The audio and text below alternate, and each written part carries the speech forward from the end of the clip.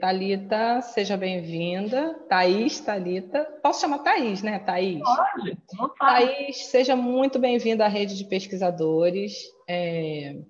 A gente gostaria de agradecer por ter aceito o nosso convite para falar de um tema tão importante como patentes, propriedade intelectual. Eu vou te apresentar, e aí, só para todo mundo saber nossa dinâmica, estou compartilhando aqui com vocês todos nosso link da live, para que vocês queiram, se vocês quiserem compartilhar nas redes de vocês, vocês fiquem à vontade, tá? E eu vou apresentar a Thaís para vocês e a gente vai conversar um pouquinho durante 15 minutos e depois a gente vai abrir para perguntas. Então, quem está acompanhando no Facebook pode deixar suas perguntas e quem está acompanhando aqui da mesma forma, tá? A Thaís Thalita Soares é doutora profissional em propriedade intelectual e inovação e fundadora da Byte. Graduada em farmácia industrial pela UF, mestre profissional e doutora profissional em propriedade intelectual e inovação pelo INPI, que é o Instituto Nacional de Propriedade Intelectual, Industrial. Fundadora da Byte Consultoria, Ensino e Pesquisa em Propriedade Intelectual aplicada à saúde pública. É escritora e atua nos temas acesso a medicamentos, inteligência competitiva e estratégias para doenças negligenciadas. Então, divirtam-se com a Thaís e a gente logo começa o momento de interação. Sejam todos bem-vindos à rede de pesquisadores. Thaís, a casa é sua. Ok, obrigada. Antes de continuar, Thaís, só queria agradecer a indicação, né, do Leonardo Pereira, nosso parceiro do Engenheiro Empreendedor, que nos indicou a Thaís para falar desse tema tão importante. Então, Leonardo, um beijo para você e agradeço pela indicação. Fica à vontade, Thaís. Ok, gente. Olá, gente, tudo bem? Vocês me ouvem bem? Me veem bem? Tudo certinho? Vocês puderem me dar um retorno? Tudo perfeito, tá tudo vendo bem, ouvindo bem, tudo perfeito. Vou abrir aqui a apresentação agora. Joia. Ela já falou um pouquinho de mim para vocês, então eu acho que a gente pode passar direto para a nossa apresentação aqui. Então, hoje eu vou estar falando para vocês, né, um pouquinho da minha experiência, né, como profissional nessa área de propriedade intelectual e inovação, mas muito focada na questão de saúde pública, né, especificamente na questão de fármacos. Thaís, só um minutinho. Você pode só colocar aí no modo de apresentação, que aí a gente consegue ver melhor o seu slide, tá? Sim, claro, com certeza. Tudo ótimo para vocês? Carregou direitinho? Agora sim. Obrigada, Thaís. Agora está tudo certo. Né? Então, eu vou passar um pouquinho para vocês assim, da minha experiência e também apresentar para vocês esse mundo, né, que é o das patentes e dos fármacos. Bom, a primeira coisa que eu quero falar para vocês, né, é o que é uma patente de invenção. A gente não fala de patente, mas a gente quase não entende que é uma patente de invenção. Na verdade, a gente tem dois tipos de patente, né? Uma é a patente de invenção e a outra é o modelo de utilidade, tá? Mas o que é a patente? A patente é um título outorgado pelo Estado, ou seja, o Estado concede esse título a todas aquelas pessoas físicas ou jurídicas que descobrem alguma coisa nova. Mas não é apenas descobrir, elas criam alguma coisa nova. E essa coisa nova vem a solucionar um problema, tá? Um problema que já existe ou um problema que pode até vir a surgir, tá? Isso até é interessante, porque às vezes a gente cria coisas para necessidades que ainda não existem, né? O celular é uma delas, tá? Mas qual é o conceito de invenção? A invenção é o que resolve um problema, né? Uma solução para qualquer coisa. Mas a gente tem que diferenciar que não necessariamente uma invenção é uma inovação. A inovação, ela é aquela solução que a gente encontrou e que chegou ao mercado. Não necessariamente tudo que se inventa consegue chegar ao mercado, porque existem várias etapas de você sair de dentro de um laboratório, alguma coisa que você criou, que você inventou, e colocar essa coisa no mercado. Então, são coisas completamente diferentes, tá? Eu trago para vocês aí... é um modelo de patente, tá? É um modelo de patente de fármacos, de medicamentos, tá? Que esse modelo de patente é um modelo de patente brasileiro, tá? Eu queria ir se familiarizando um pouco com a patente. Aqui eu trago para vocês a diferença de invenção e inovação. Essa patente, ela está me falando de uma invenção, tá?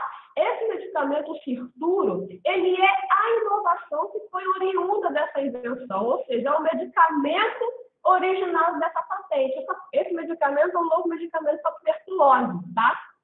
Essa é a principal diferença. A invenção, ela é aquilo que você descobre e a inovação é aquilo que chegou ao mercado, tá? A gente já tem um tipo de patente chamado modelo de utilidade. Essa patente ela não se aplica a fármacos, tá? Ela vai ser aplicada a objetos, tá? Aqui a gente tem o caso clássico do que seria um modelo de utilidade. O modelo de utilidade é todo o aperfeiçoamento que você faz em algum objeto, tá? Aqui o exemplo a gente tem da tesoura. A tesoura, ela tinha uma disposição toda reta e que muitas vezes causava calos nas mãos. E aí, a partir do momento que você traz um traço mais anatômico com essa tesoura, você tem uma nova invenção, mas não é necessariamente uma invenção em si, porque a tesoura continuou sendo tesoura. O que está mudando é a forma que ela está sendo disposta agora no mercado, tá? Então, isso seria um modelo de utilidade. Esse tipo de aperfeiçoamento a gente não aplica em fármacos, mas eu trouxe para vocês apenas para a gente poder distinguir a diferença entre uma patente de invenção e um modelo de utilidade, tá? Então, a partir de agora, eu vou estar falando só de patente de invenção com vocês. Bom, eu disse lá atrás, né, que uma patente é um direito a todo aquele que cria, que inventa alguma coisa que o Estado dá, né? Esse direito é essa pessoa. Mas que direito é esse, né, que é dado para essa pessoa, né, através de uma patente? É o direito de você impedir terceiros, sem o seu consentimento, de produzir, usar, colocar à venda, vender ou importar o produto que está descrito nessa patente ou o processo e produto obtido a partir desse processo patenteado. Então, na verdade, o que você está fazendo é dando à sua criação um uso exclusivo seu, tá? Mas, claro, você pode decidir se você quer usar isso sozinho ou não. São os casos de licenciamento de tecnologia, onde você cede o direito de uso para alguém.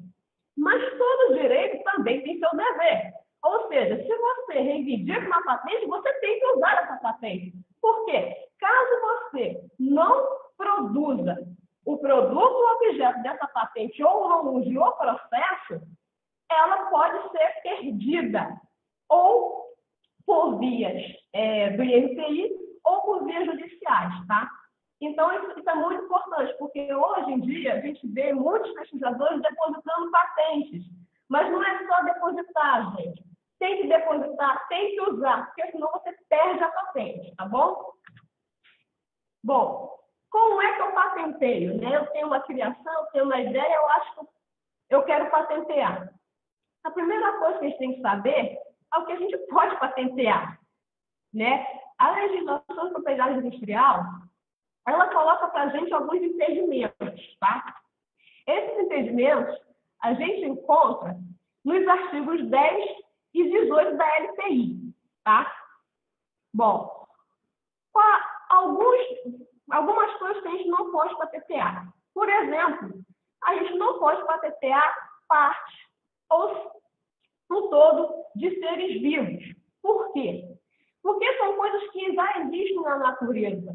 Então, eles não foram inventados, eles estão sendo descobertos. Então, a nossa legislação não considera isso como algo patenteável. Algo que você descobre não pode ser patenteado, tá bom? Outra coisa também que a gente não pode patentear é tudo aquilo que fira a moral e a ética humana, tá? De forma alguma. Uma simples descoberta também não pode ser patenteada. Um método onde você descreve um plano, um jogo, métodos para você chegar a algum lugar, isso também não é patenteável. Obras literárias, né, artigos científicos, também não são patenteáveis, mas eles são protegidos por direito autoral, tá? Não é que você não possa blindar, vamos dizer assim, a sua criação. Aqui, nesse caso das obras literárias, artigos científicos, teses, doutorado, enfim, existe uma legislação específica que é de direito autoral, tá bom? Outra coisa também que a gente não patenteia é programa de computador, porque existe um registro próprio chamado programa de computador. Também é feito pelo INPI, tá? Essas apresentações que a gente faz, né, que a gente costuma fazer também em locais, por exemplo, essa minha apresentação eu não posso patentear, tá?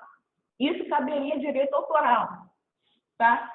Técnicas diagnósticas, métodos cirúrgicos também a gente não pode patentear. Mas uma ressalva aqui.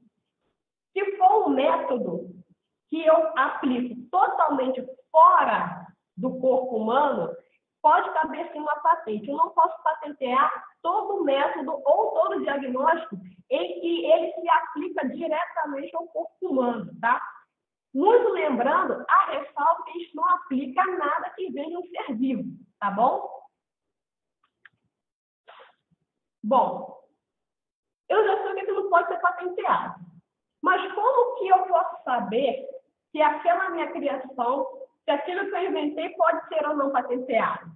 A primeira coisa que eu tenho que saber é se não existe alguém que já fez isso primeiro antes de mim. E a melhor forma de eu descobrir isso é fazendo busca em bancos de patentes, tá? A gente tem os bancos de patentes gratuitos, tá? Que a gente tem o INPI, o Escritório Europeu, o Escritório Americano, tem o PatentScope, o Google Patents, e algumas dados pagas que elas são acessíveis pelo portal periódico do CAPES, que é o SciFi, o Integrity, que ele é específico para farmacos, e a Derwent Innovation, tá bom? E também eu posso pedir ao próprio INPI para fazer essa busca para mim mediante pagamento de taxa. Então, quando eu estou desenvolvendo alguma coisa no meu laboratório e eu acho que aquilo é algo novo, é algo que eu posso patentear, a primeira coisa que eu tenho que saber é se não tem ninguém que já fez isso antes de mim. A gente também pode fazer essa busca em artigos científicos, em análises de congresso. Mas, se a gente quer saber, quando a gente lida com patente, a gente quer algo que chegue ao mercado. Então, o melhor lugar para a gente fazer esse tipo de busca é o banco de patentes, porque ali estão depositadas todas as tecnologias a nível mundial. Muito importante, além de não saber o que não se patenteia e como eu faço para saber se o meu objeto é patenteável, existem requisitos para que aquela invenção seja considerada, de fato, uma invenção. Ela tem que ser nova, ou seja, não deve existir em lugar nenhum do mundo, tá? Ela tem que ter atividade inventiva. O que é atividade inventiva? Ela tem que ser reprodutível. Não adianta você ser o único que sabe fazer aquilo. Outras pessoas têm que ser capazes de fazer aquilo também. E ter aplicação industrial, ou seja, eu tenho que pegar aquela invenção e ser capaz de reproduzi-la em série, em grande escala, tá bom? Além desses requisitos, eu tenho uma condição. O documento de patente, ele tem que estar muito bem escrito, que a gente chama de suficiência descritiva.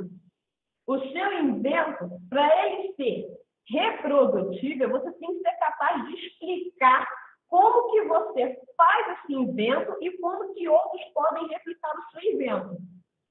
Apesar de não ser um requisito, é uma condição, ele pode sim, essa condição pode sim invalidar o seu pedido de patente, tá?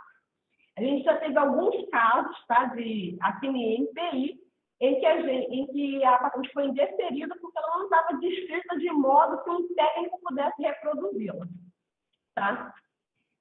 Bom, uma vez que a gente sabe o que é uma patente, o que pode ser patenteável, eu tenho que descobrir também como é que eu faço para obter essa patente. Tá? E eu estou mostrando para vocês aqui o processo de tramitação no INPI. Porque existe o depósito nacional e o depósito internacional. Eu não vou abordar o depósito internacional para vocês aqui, porque eu acho muito interessante a gente entender como que a coisa funciona na nossa própria casa, tá bom? Bom, eu descobri se o meu invento é patenteável ou não. Eu fiz a busca, vi que preenche os requisitos de novidade, atividade científica, aplicabilidade industrial, está suficientemente descrito. No próximo passo, então, é fazer o depósito no INPI. E o INPI é o Instituto Nacional da Propriedade Industrial. Ele é o órgão responsável pelo registro de todos os ativos, tá, relacionados à propriedade industrial. Por que eu estou falando industrial? Porque direito autoral, ele é propriedade intelectual, tá? Ele não é feito no INPI. O INPI, ele trata de patentes, marcas, programas de computador, indicações geográficas, topografia de circuitos, tá bom? Então, vamos lá.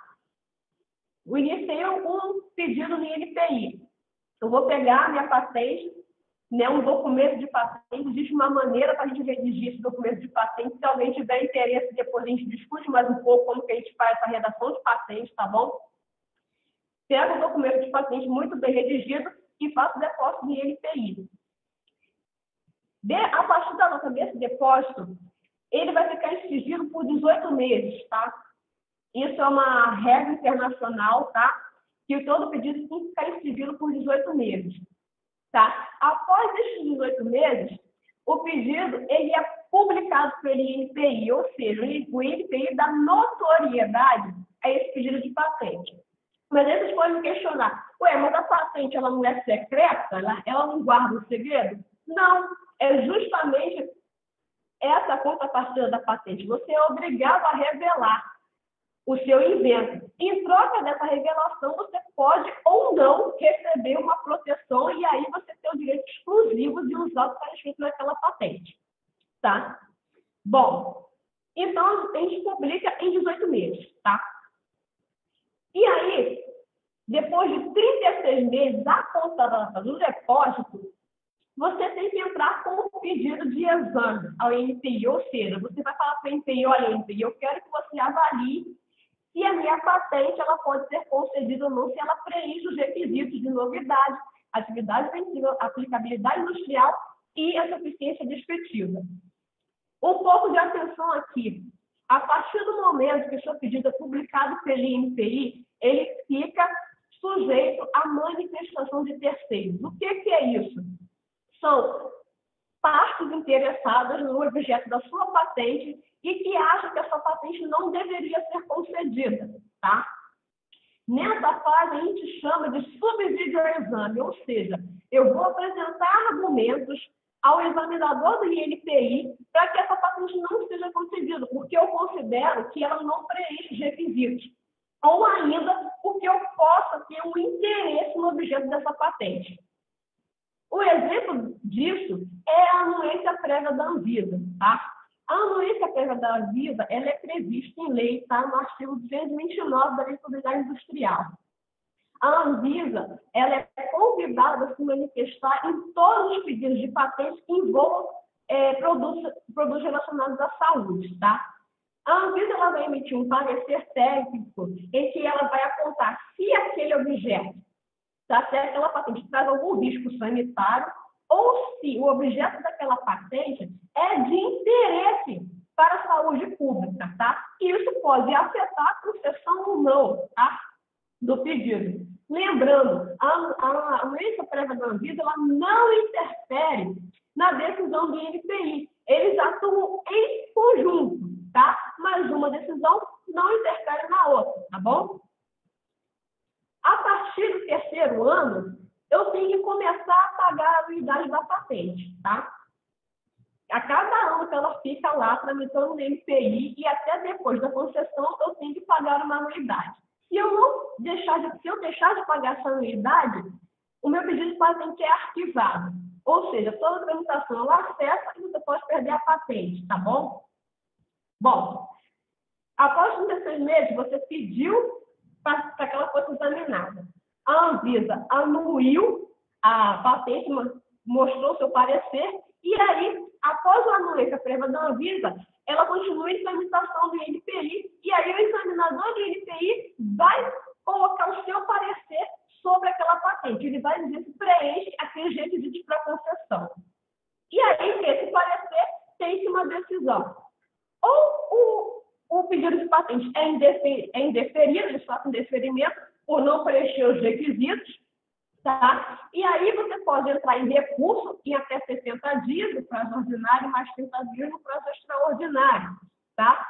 E aí você entrando com recurso, tem uma segunda decisão, que pode ser por manter o indeferimento ou então o pedido de patente ser deferido. Muita atenção nisso. Muita gente pensa que o simples depósito de patente já confere a patente. Isso é errado. A patente, ela só passa a existir de fato após o deferimento. Então, eu vejo muitos pesquisadores falando, eu tenho uma patente e tal. Eu pergunto, ela já foi concedida? Ele fala, não. Então, eu digo, você não tem patente nenhuma. O que você tem é que a gente fala de expectativa de direito. Você tem uma expectativa de que você possa ganhar algum direito daquela patente. Mas, por enquanto, você não tem nada. Enquanto não sair a decisão do INPI, você não tem patente nenhuma. Tá? Então, ela sendo deferida, o INPI vai avisar e falar, olha, tem que emitir a carta patente.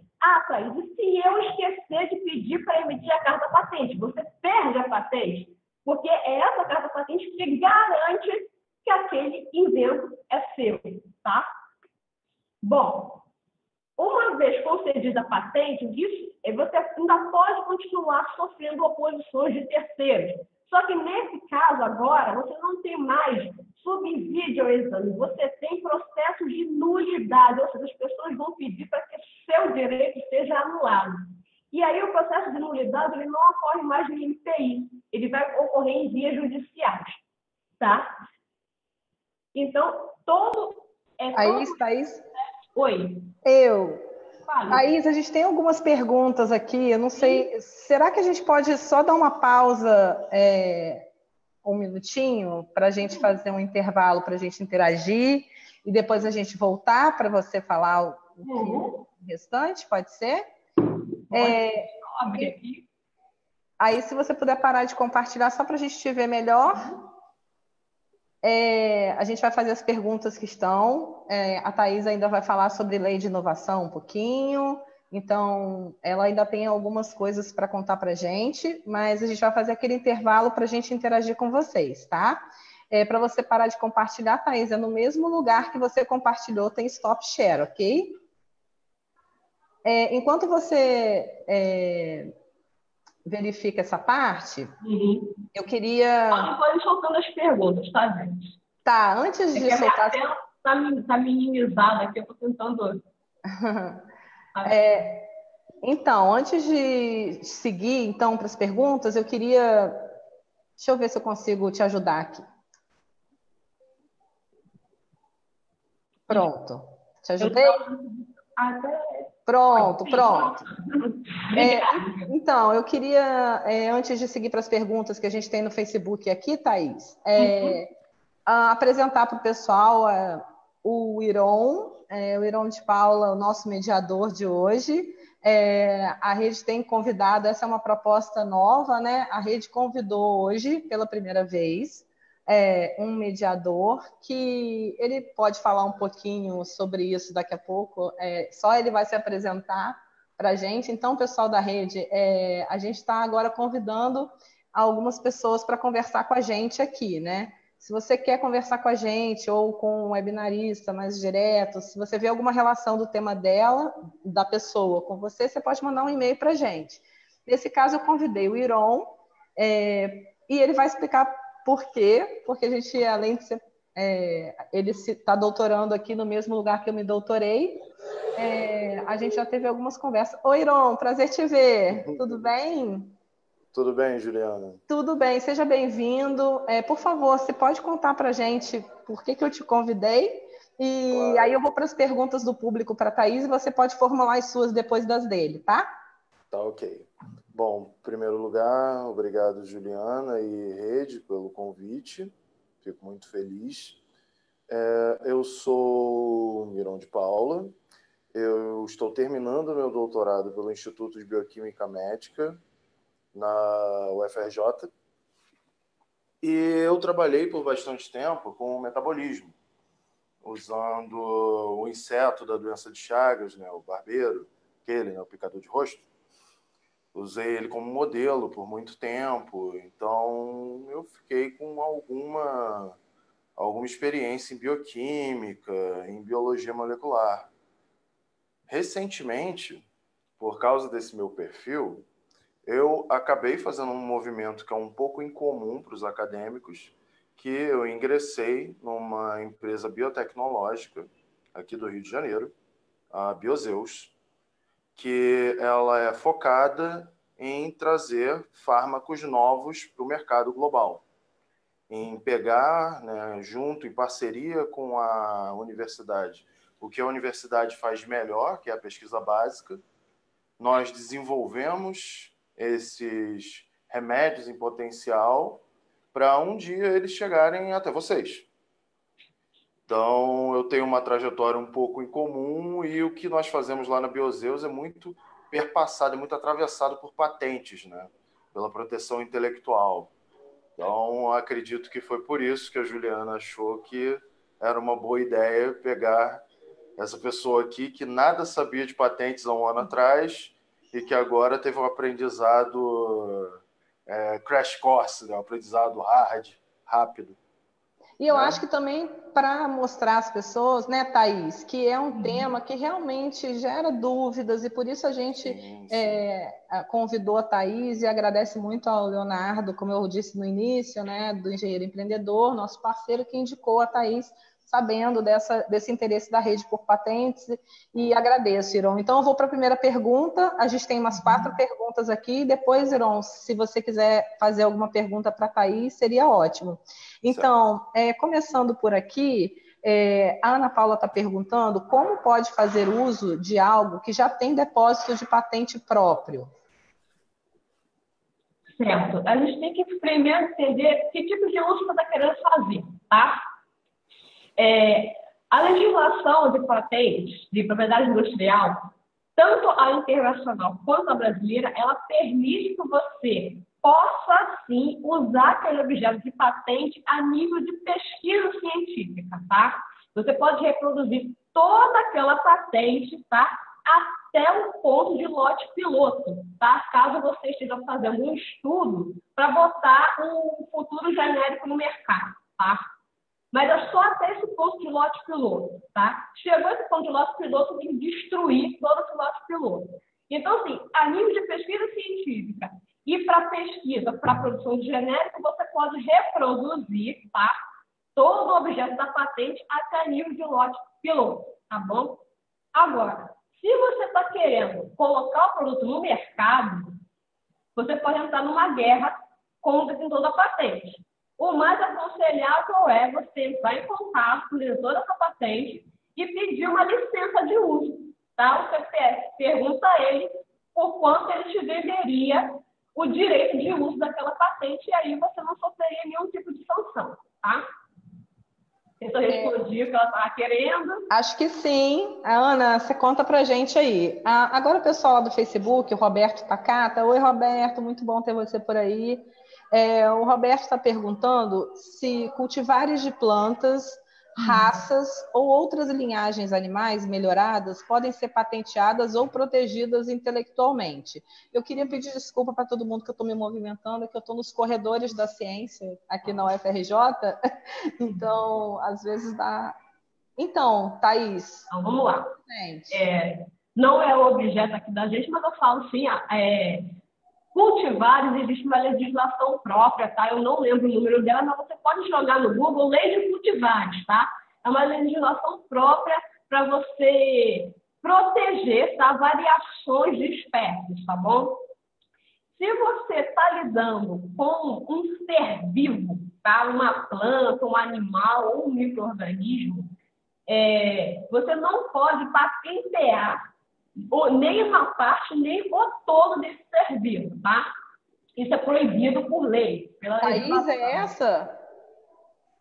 Sim, a lei, vamos dizer aqui, lei de proteção de cultivares. É essa mesmo. Obrigado, Ju. Mas ela também fala de raças ou só de cultivares de plantas? Alguma coisa animal sobre isso? Ela fala de plantas, tá? De espécies de plantas, tá? A questão de animais é essa que eu vou estar falando agora para vocês, tá bom? O todo ou parte de seres vivos, tá? a gente não pode patentear. Por que isso? Porque isso não é considerado invenção, tá? A nossa legislação não considera invenção coisas que você tira da natureza, tá? Mas uma observação. Se for um micro-organismo geneticamente modificado, tá? Aquela parte que você está modificando no micro-organismo, ela pode ser patenteável sim, tá? Então, assim, existem algumas exceções, tá bom? Para saber em relação aos seres vivos, eu aconselho dar uma lidinha, tá? No artigo 10 e no artigo 18 da Lei de Propriedade Industrial, tá bom? E também ir no site do INPI e procurar as normas para requisição de patentes. Lá vem descrito tudo que pode ser patenteável dentro dessa parte dos seres vivos, tá bom? Eu vou fazer uma outra pergunta, eu estou navegando aqui. Logo, logo eu compartilho. Você falou da Lei de Propriedade Industrial. Essa lei é a Lei 9.279 de 96, correto? Perfeito. E a outra coisa que você mencionou é o site do INPI. Algum lugar específico ou entrando lá para procurar essa parte tem algum lugar específico? Assim que você entra, né? www.inpi.gov.br, você tem lá manual de patentes, tá? Nesse manual de patentes tem... Calma. Olha aí, entramos no site, conta para mim. Guia básico aí. Guia básico, você clica em patente. Guia básico, embaixo? Sim, aqui, ó. Bem no centro da tela. Você clica em patente. Ok, patente. Todas as questões relativas, tá? A patenteabilidade estão descritas no manual que tem aí, tá? Perfeito. É um manual grandinho, tá? Mas ele vale muito a pena ser lido, tá bom?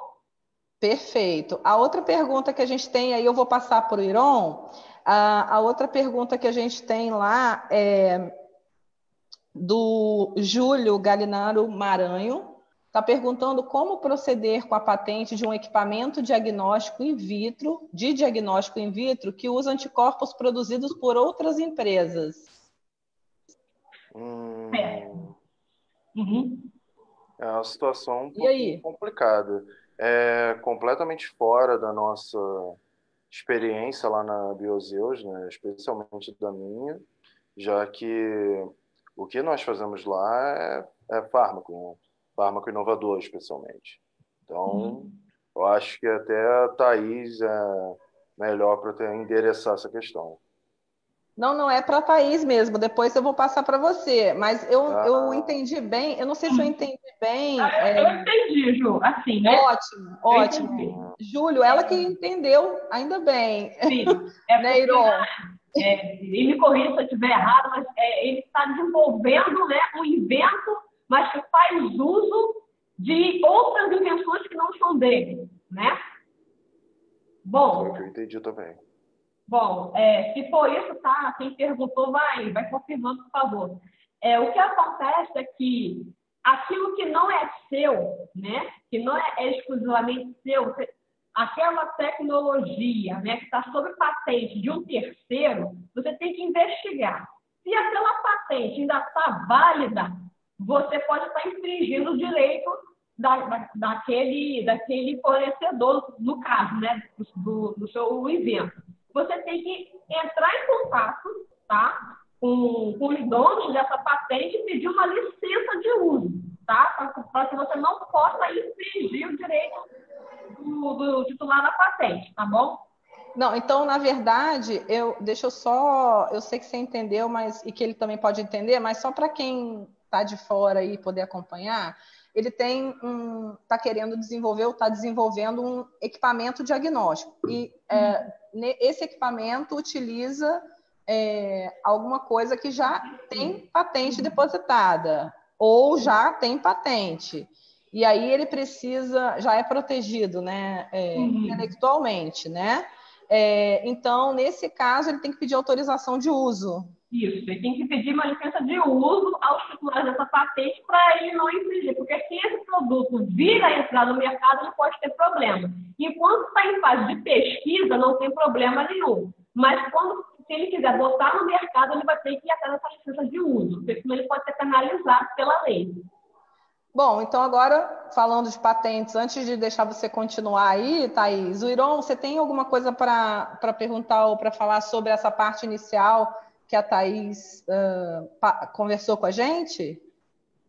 Bom, Thaís, né, pensando no que você falou sobre propriedade inventiva e tudo mais, qual o conselho que você daria para um pesquisador que vem da academia e ainda não patenteou o seu composto e quer começar no futuro uma parceria público-privada? O que você recomendaria para ele em termos de estratégia, como pensar? Bom, é uma boa pergunta, Irão. Uma boa pergunta, porque eu acredito que o primeiro passo, né, para esse pesquisador é o interesse, né, na profissão. Esse é o primeiro passo, né? Se ele está desenvolvendo uma pesquisa e ele entende que aquela pesquisa pode sim se transformar uma invenção que pode chegar ao mercado, né, que pode contribuir, né, para a sociedade, né? Então, a primeira coisa que ele tem que fazer é entender como que funciona a propriedade industrial, como que funciona a patente, né? Uma vez ele entendendo como que isso funciona, encontrar quais são os melhores mecanismos, né? Porque às vezes o pesquisador é muito altruísta, né? Ele não deseja ter tudo para si, ele quer compartilhar. Então, qual a melhor maneira que ele tem de compartilhar esse invento por meio da patente? Porque a patente ela é importante para quem opera no mercado, porque, teoricamente, é ela que vai garantir o retorno econômico daquilo. Então, você tem que sentar, a pessoa tem que saber, poxa, eu não quero ficar com o uso exclusivo, mas eu posso licenciar, procurar alguma empresa, assim, que possa produzir, colocar esse produto no mercado para mim. Então, eu acho que esse seria o espaço de entender a propriedade industrial, entender como que a patente pode funcionar de acordo com as intenções dele, e aí sim a melhor maneira de colocar essa invenção no mercado. Então, o Júlio está complementando lá, Thaís, ele está falando que os anticorpos que várias empresas já produzem seria insumo nessa questão do equipamento. Então, o anticorpo não faz parte da patente e é usado pelo equipamento como insumo. Nesse caso, tem alguma diferença do que você explicou anteriormente? Então, se é apenas assim, um insumo, né, não vamos dizer assim, se ele usa esse anticorpo, mas ele poderia usar outros, não tem problema nenhum. Tá? A questão é se esse insumo fizer parte do invento, entendeu? Se for parte integrante do invento. Mas se não, se é apenas para fazer ele operar, não tem problema. Mas ainda assim, pesquisa direitinho, tá? Antes, ver se realmente não vai ter nenhum problema legal, porque existem patentes de uso das coisas, entendeu? Eu posso reivindicar o uso, então pode ser que esse uso também pode estar protegido, tá? Ele está dando um exemplo aqui da pipoqueira. A pipoqueira faz a pipoca, mas precisa do milho de pipoca para isso. Sim. O equipamento dele faz diagnóstico, mas precisa de anticorpo para isso, como no ELISA. Não, aí nesse caso está tranquilo, tá? Não está infringindo o direito de ninguém. É porque o que ele usa é que não pode fazer parte do invento, tá? Se o invento tem que funcionar com aquilo, aí que ele poderia ter problemas. Se é só uma parte acessória, não tem problema, tá? Perfeito. Bom, Iron, podemos passar para a segunda parte? Você tem mais alguma pergunta dessa parte? Não, podemos passar. Leonardo Pereira, como vai, meu parceiro? Tem alguma dúvida sobre patentes ou na área de engenharia patente é moleza? Estamos nos fármacos, mas será que na engenharia é moleza? Não sei se ele está aí ainda, mas depois queria que ele falasse sobre isso, né? Aqui o Roberto Takata tá falando sobre a baixa taxa de pedido ou concessão de patentes no Brasil, se é apenas cultural ou se há espaço para melhoria no processo e na legislação, ou há outros fatores. E aí, com essa pergunta, eu encerro, então, essa primeira etapa de patentes, e aí você segue na próxima, tá, Thaís? Tá bom. A baixa taxa, assim, eu diria, de depósitos brasileiros, né? Se for exatamente o que ele está falando. Porque na área de fármacos, né, é a área onde uma das áreas onde mais se deposita patente aqui no Brasil, é a área de fármacos e medicamentos, tá? Isso explica também porque a gente tem um grande atraso na concessão de patente nessa área. Depósitos brasileiros nessa área, realmente, eles são muito poucos, quando não escassos.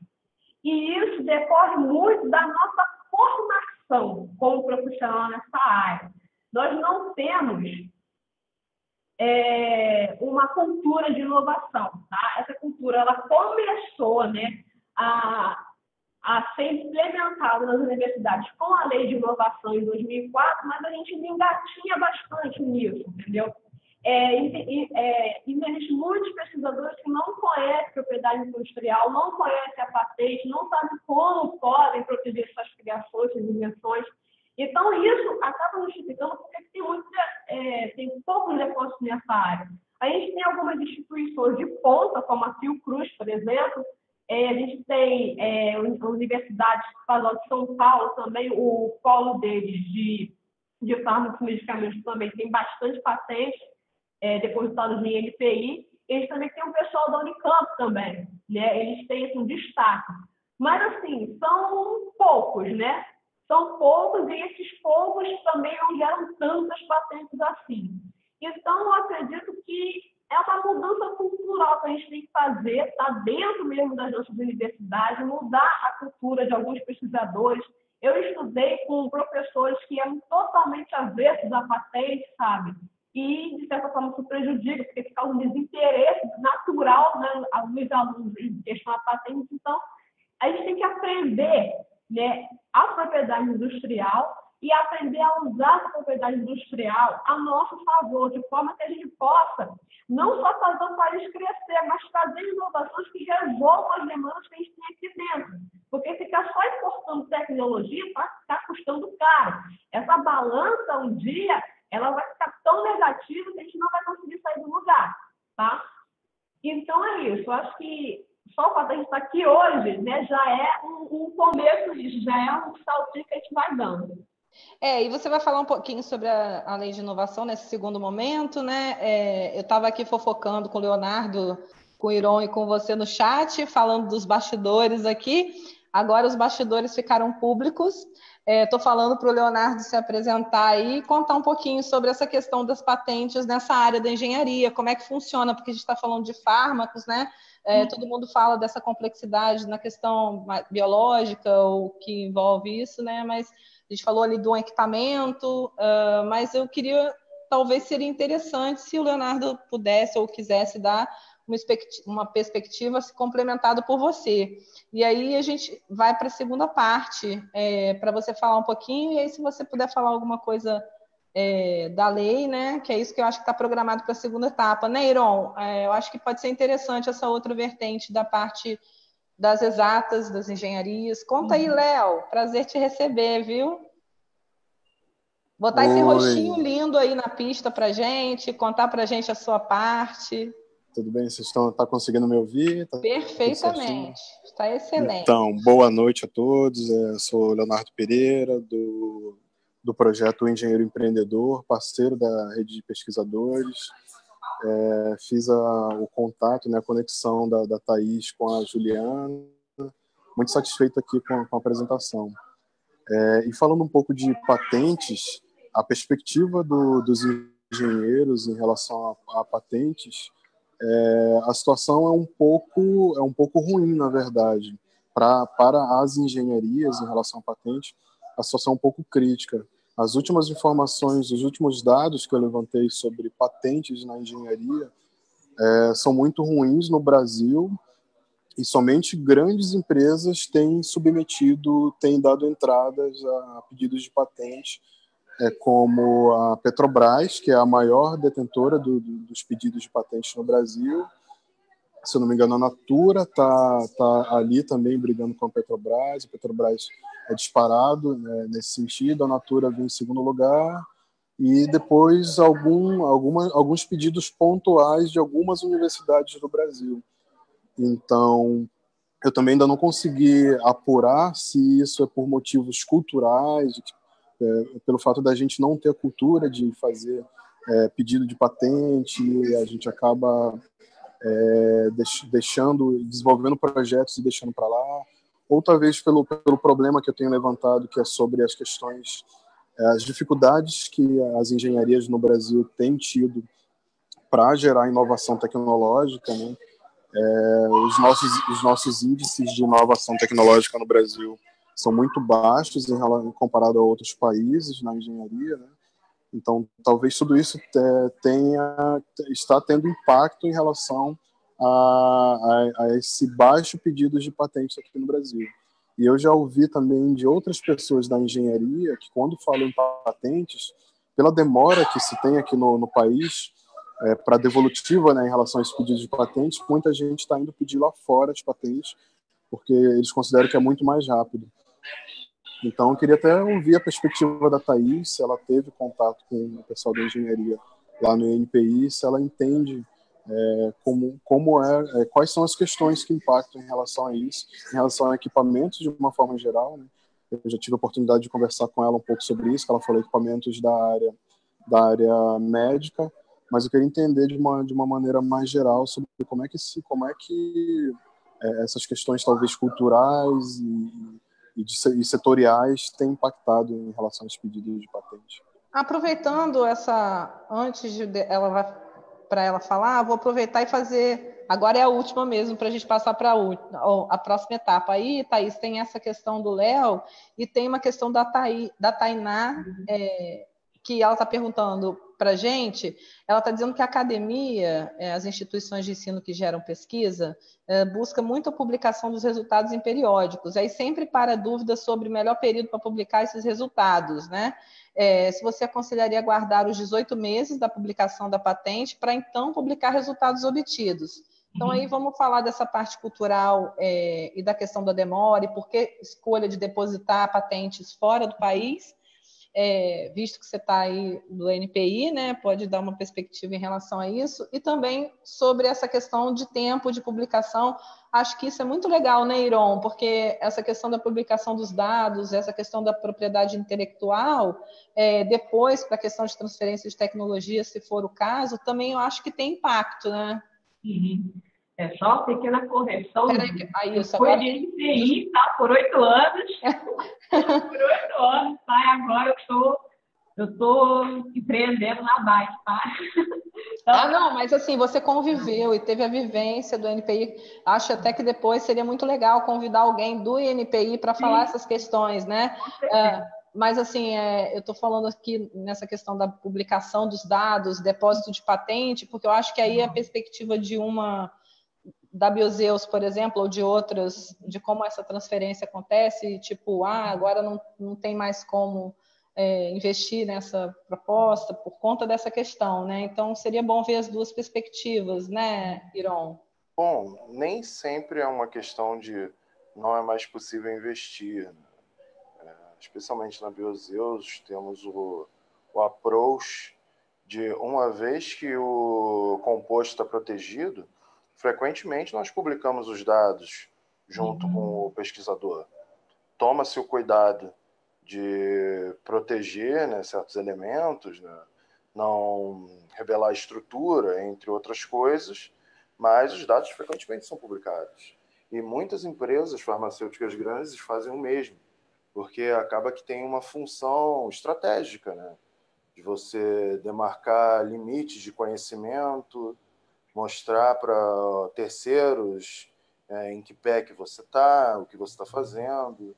Então, é um jogo, né, um xadrez um tanto quanto complexo. Eu posso responder logo a Tainá?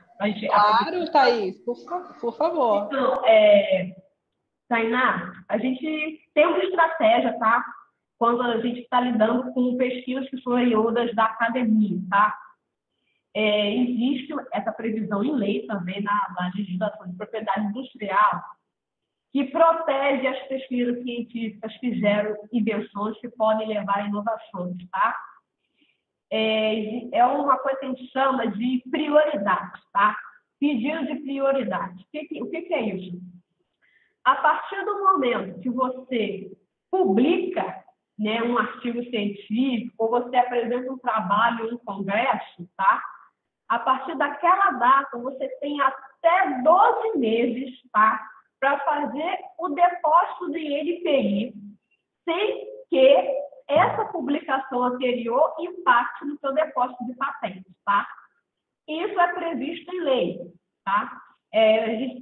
Eu acompanho um caso lá no programa Shell, Iniciativa Jovem, que aí eu já puxo até o gancho para a questão do Leonardo, né?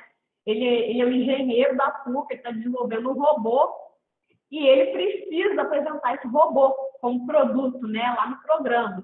E tem todas essas questões, que eu só apresentar o robô, eu posso perder a patente. Então, eu estou desenvolvendo uma estratégia para ele, para que assim que ele publique, ele consiga, dentro de um ano, fazer o depósito da patente, sem que essa publicação anterior afete o depósito da patente, tá? Então, essa é a instrução que a gente dá para os pesquisadores que precisam fazer publicações, né? Dependendo do momento, quando você pega um fomento, né? Você recebe algum recurso do CNPq pela causa, você tem que fazer uma publicação. Então, essa é uma maneira que a gente tem que proteger os pesquisadores, tá bom? Existe toda uma estratégia que a gente desenvolve, que é caso a caso. E aí, se você quiser depois conversar comigo, eu deixo o meu e-mail com você, a gente entra em contato. Se tiver algum projeto que tenha nesse caso, a gente estuda junto, tá? E aí, puxando a questão do Léo, né, sobre a questão da cultura de inovação na engenharia. Praticamente requer a mesma coisa da área de farmácia, né? A gente não tem essa cultura de empreendedorismo, a gente não tem cultura de inovação dentro das universidades, né? Isso começou com a lei de inovação, mas a gente ainda engatinha, tá? Na parte de robótica é onde o Brasil tem se destacado, tá? Ultimamente. Mas ainda assim a gente está engatinhando. Mas já é alguma coisa perto do que a gente tinha antes, né? Os depósitos. E isso acaba se refletindo nos depósitos de patente brasileiros. A gente tem poucas pessoas, né, inovando, né, poucas pesquisas científicas que estão virando uma invenção que podem gerar inovação. Isso acaba se refletindo também no depósito de patente. A gente tem que lembrar que poucas são as empresas no Brasil que investem em inovação, tá? As empresas brasileiras não têm a cultura de inovação, não são só as universidades. O empresariado brasileiro não tem essa cultura também de inovação. Então, isso acaba afetando todo o nosso sistema de inovação.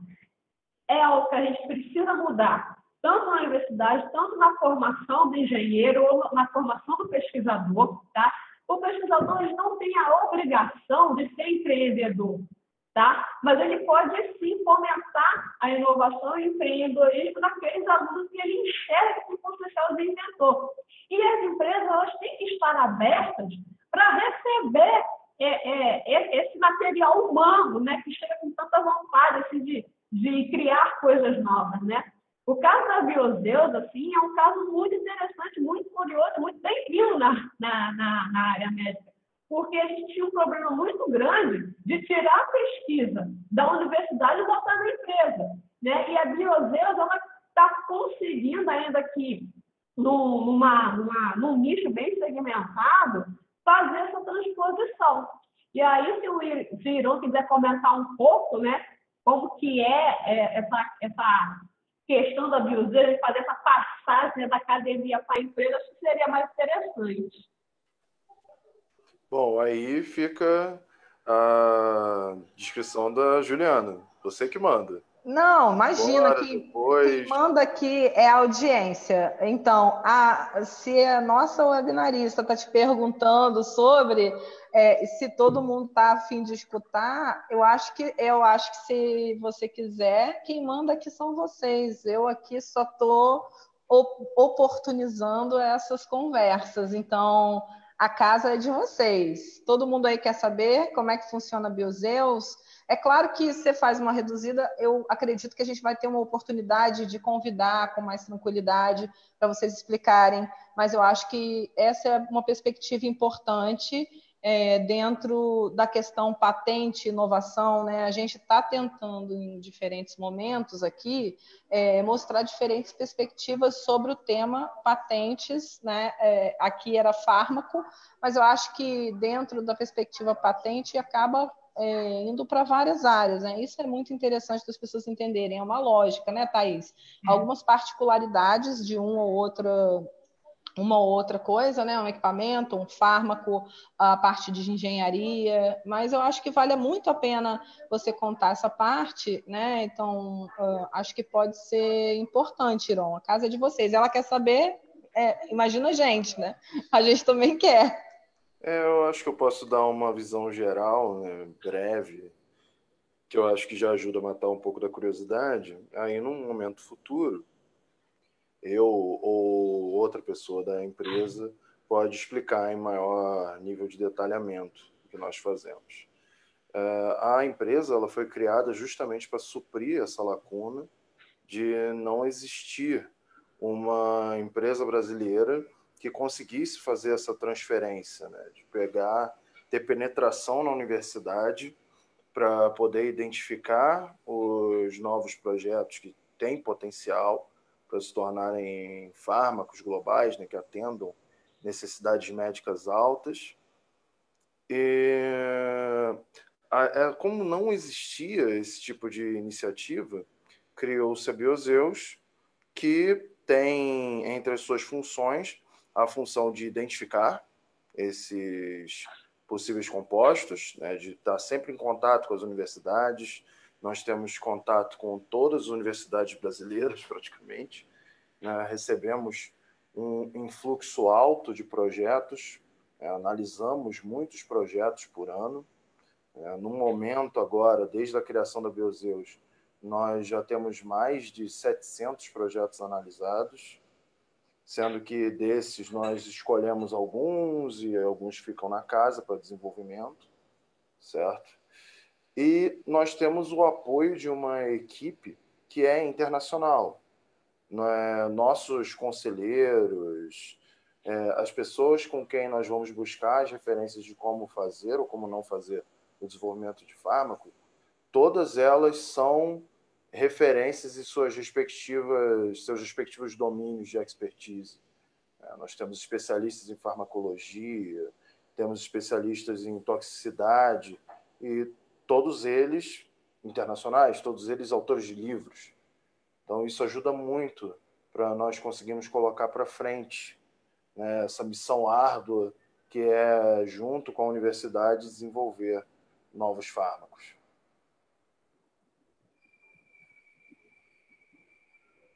Então é isso. Obrigada, Iron. A gente está tentando entender. Desculpa, eu vou ligar aqui a câmera. A gente está tentando entender um pouquinho melhor esse mundo, né, Thaís?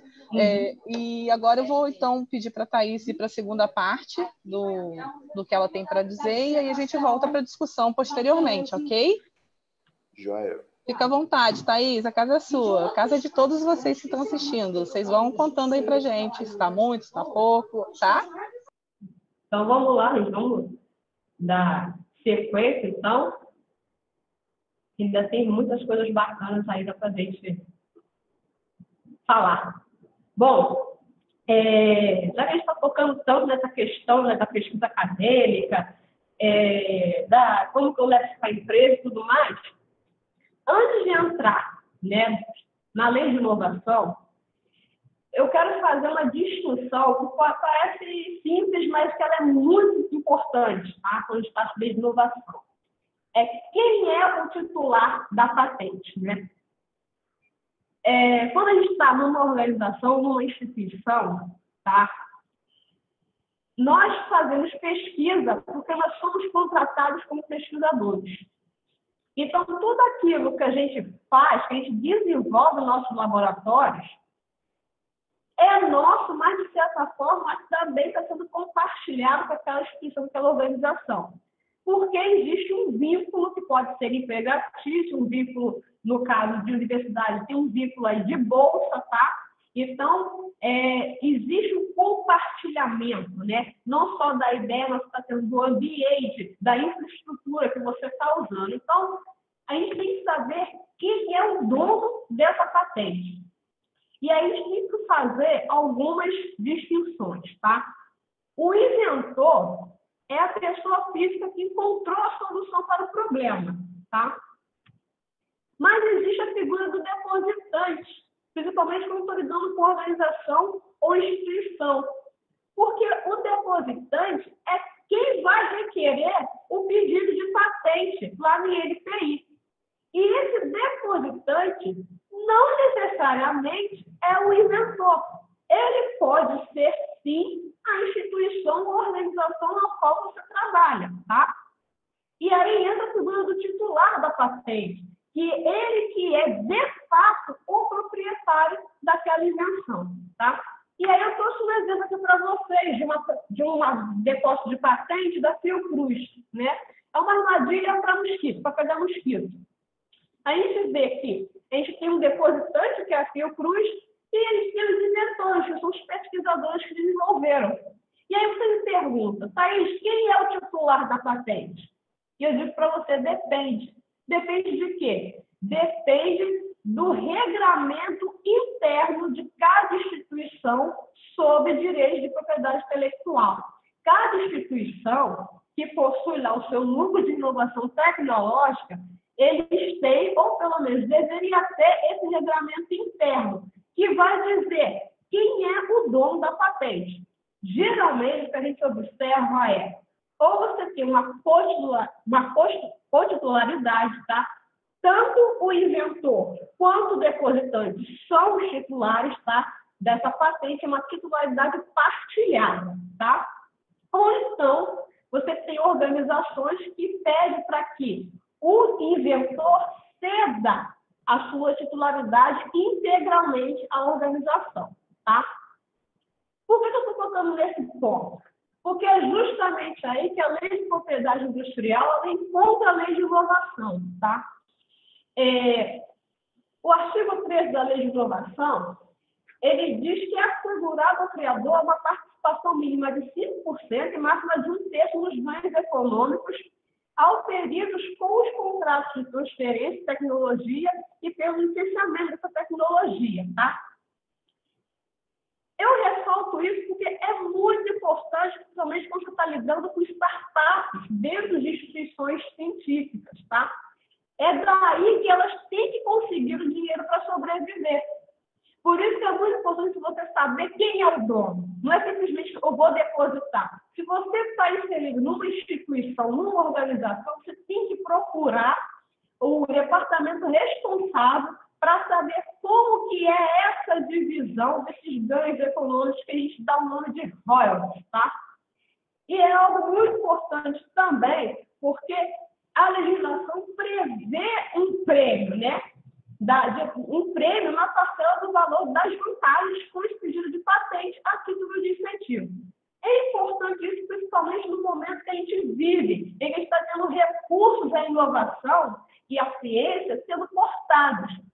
Se você tem uma patente que está depositada e ela já foi estudada, ela já foi prospectada, ela tem uma grande relevância no mercado, talvez você possa conseguir recursos para continuar suas pesquisas justamente através dos contratos de transferência de tecnologia, tá?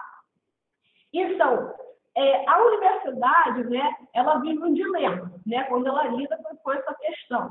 Por quê? É a questão do dinheiro em si, né? Poxa, a universidade não é pública, mas como que ela está vendendo coisas? Na verdade, isso não é apenas uma venda, isso é até uma maneira daquela estrutura científica sobreviver. Então, seria interessante a gente começar a enxergar a patente como também um meio de fazer investimentos na inovação, tá? Não apenas como um impedimento à inovação, mas principalmente como uma maneira de fomentar a informação. Principalmente quando eu estou com uma startup, porque uma startup na área médica, ela já começa grande, porque os investimentos são volumosos. Então, essa é uma maneira de você trazer, de você captar recursos para a startup.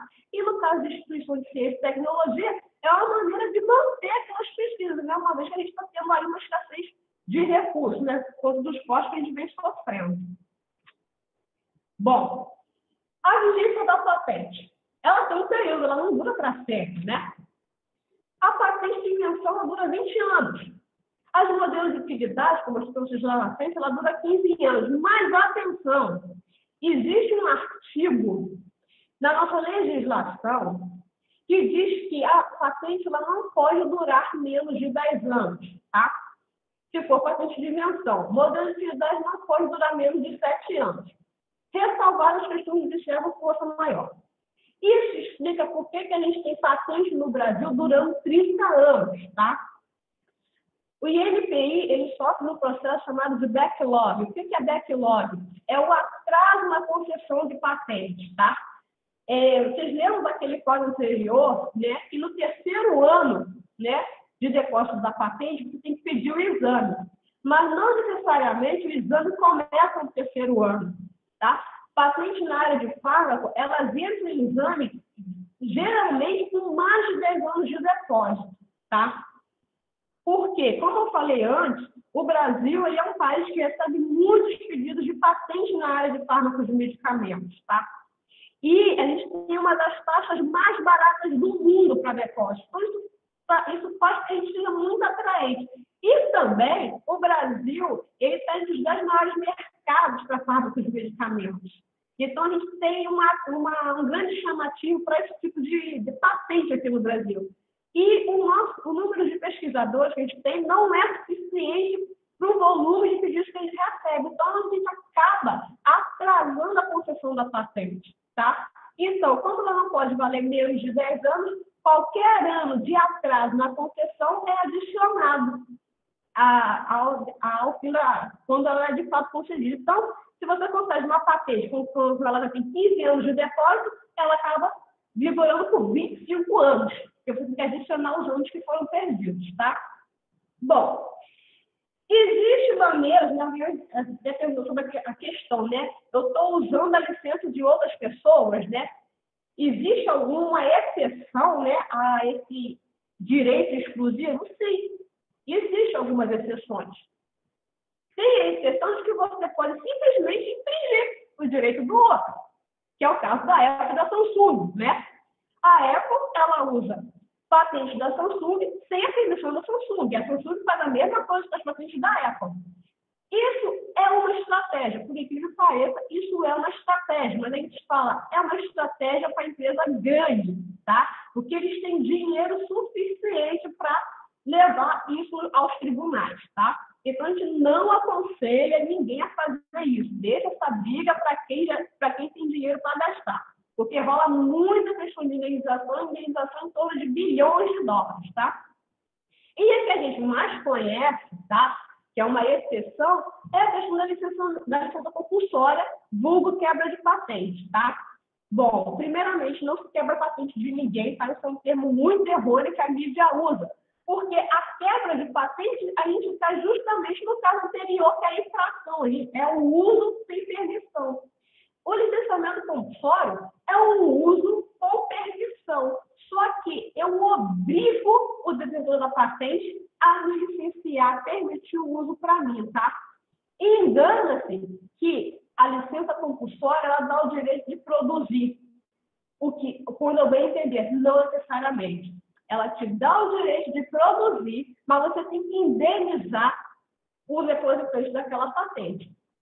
Isso ajuda a explicar um pouco por que o Brasil não emite tantas licenças compulsórias.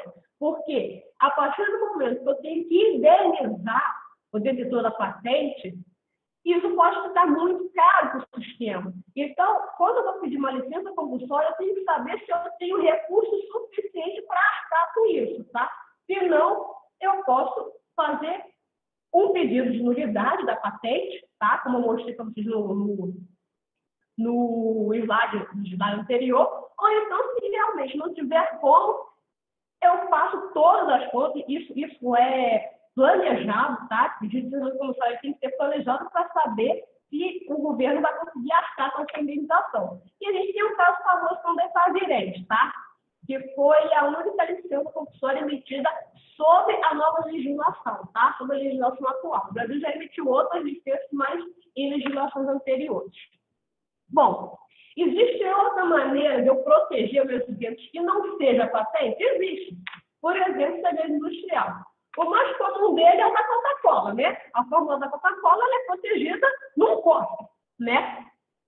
Existe também agora, recentemente, o blockchain, né? Você pode criptografar a sua criação e coloca lá em blockchain, só você tem acesso a ela.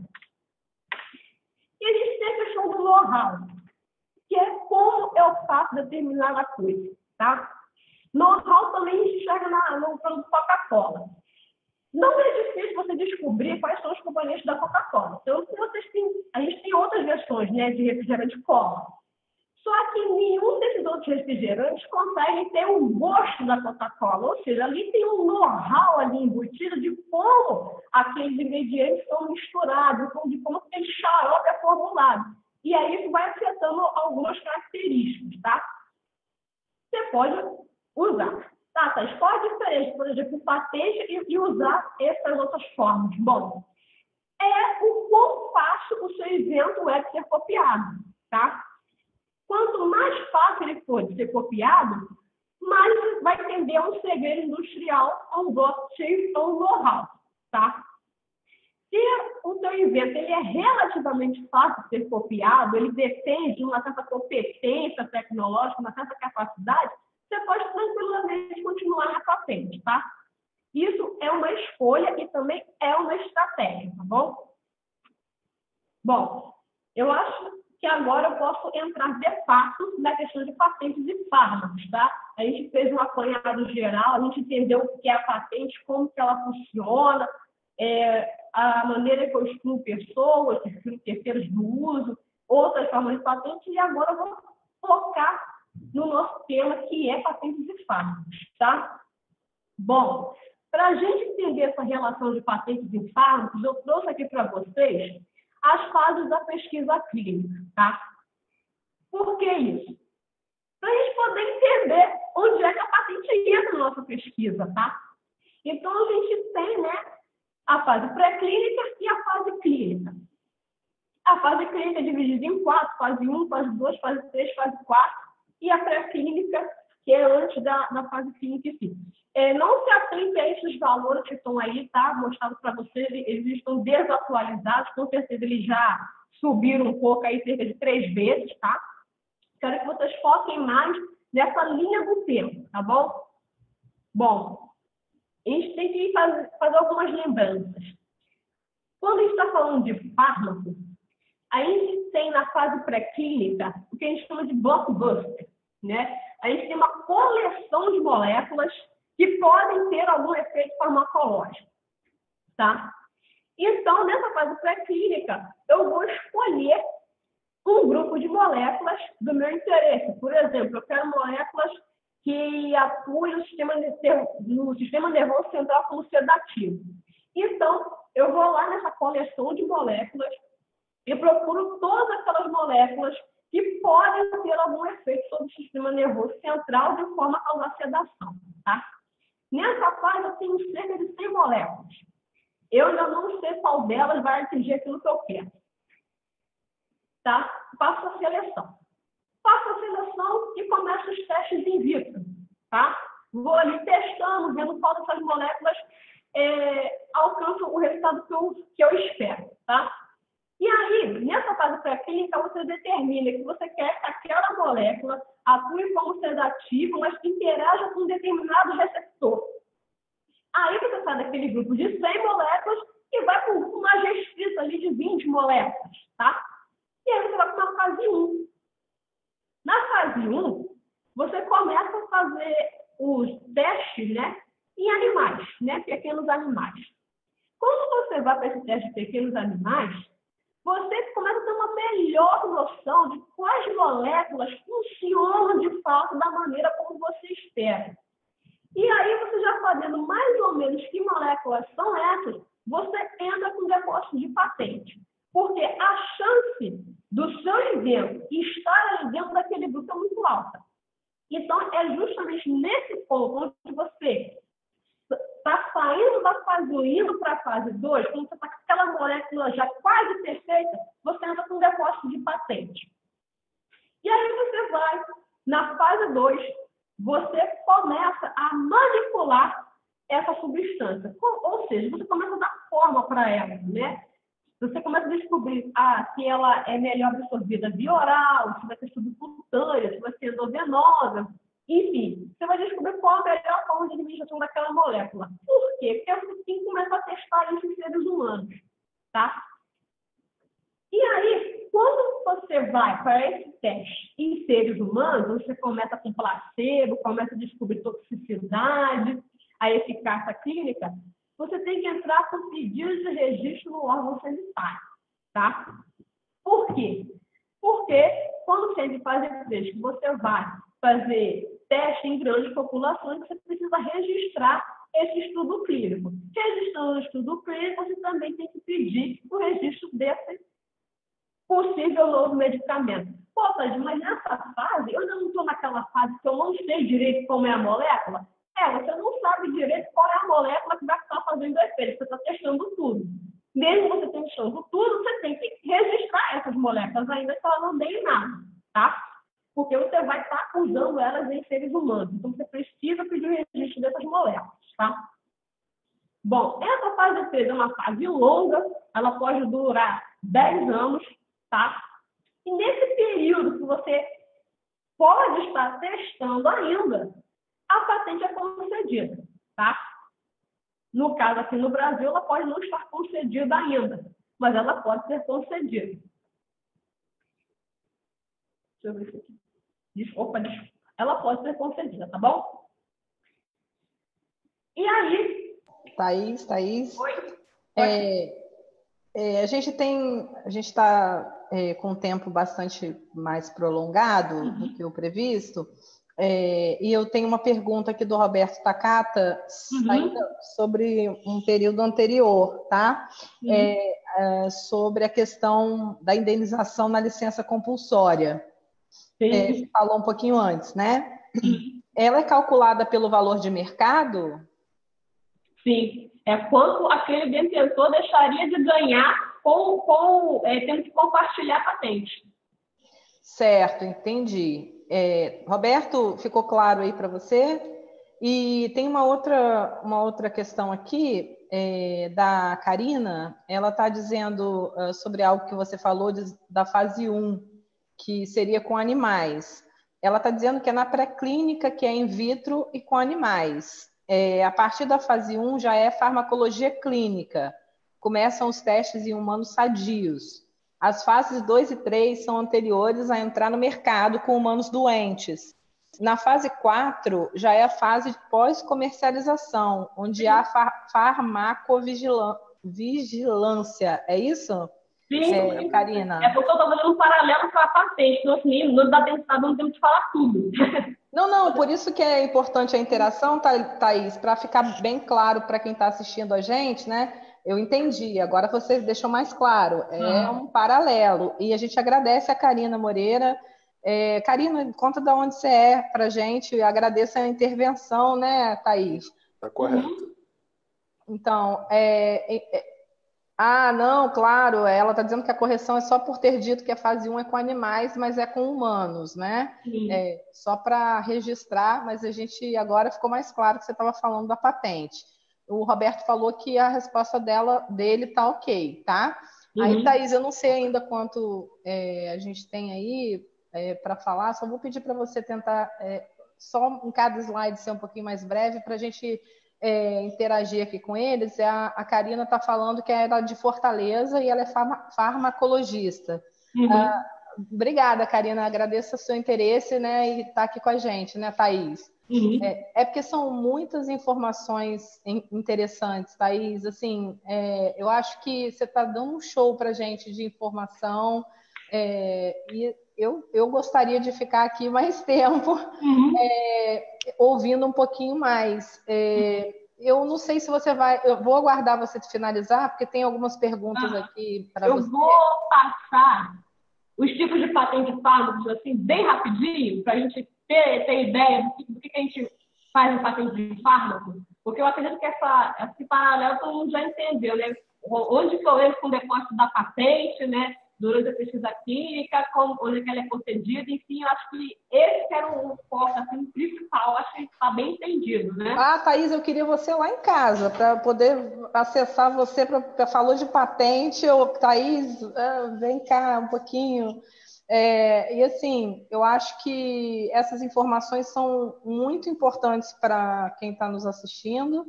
E aproveitando esse intervalo, já que você vai falar dos tipos de fármaco e tal, vou aguardar você finalizar para ver se você vai falar de uma dúvida que está aparecendo aqui, mas vou esperar você finalizar, né, Iron? Acho que essa intervenção da Karina foi primordial para a compreensão.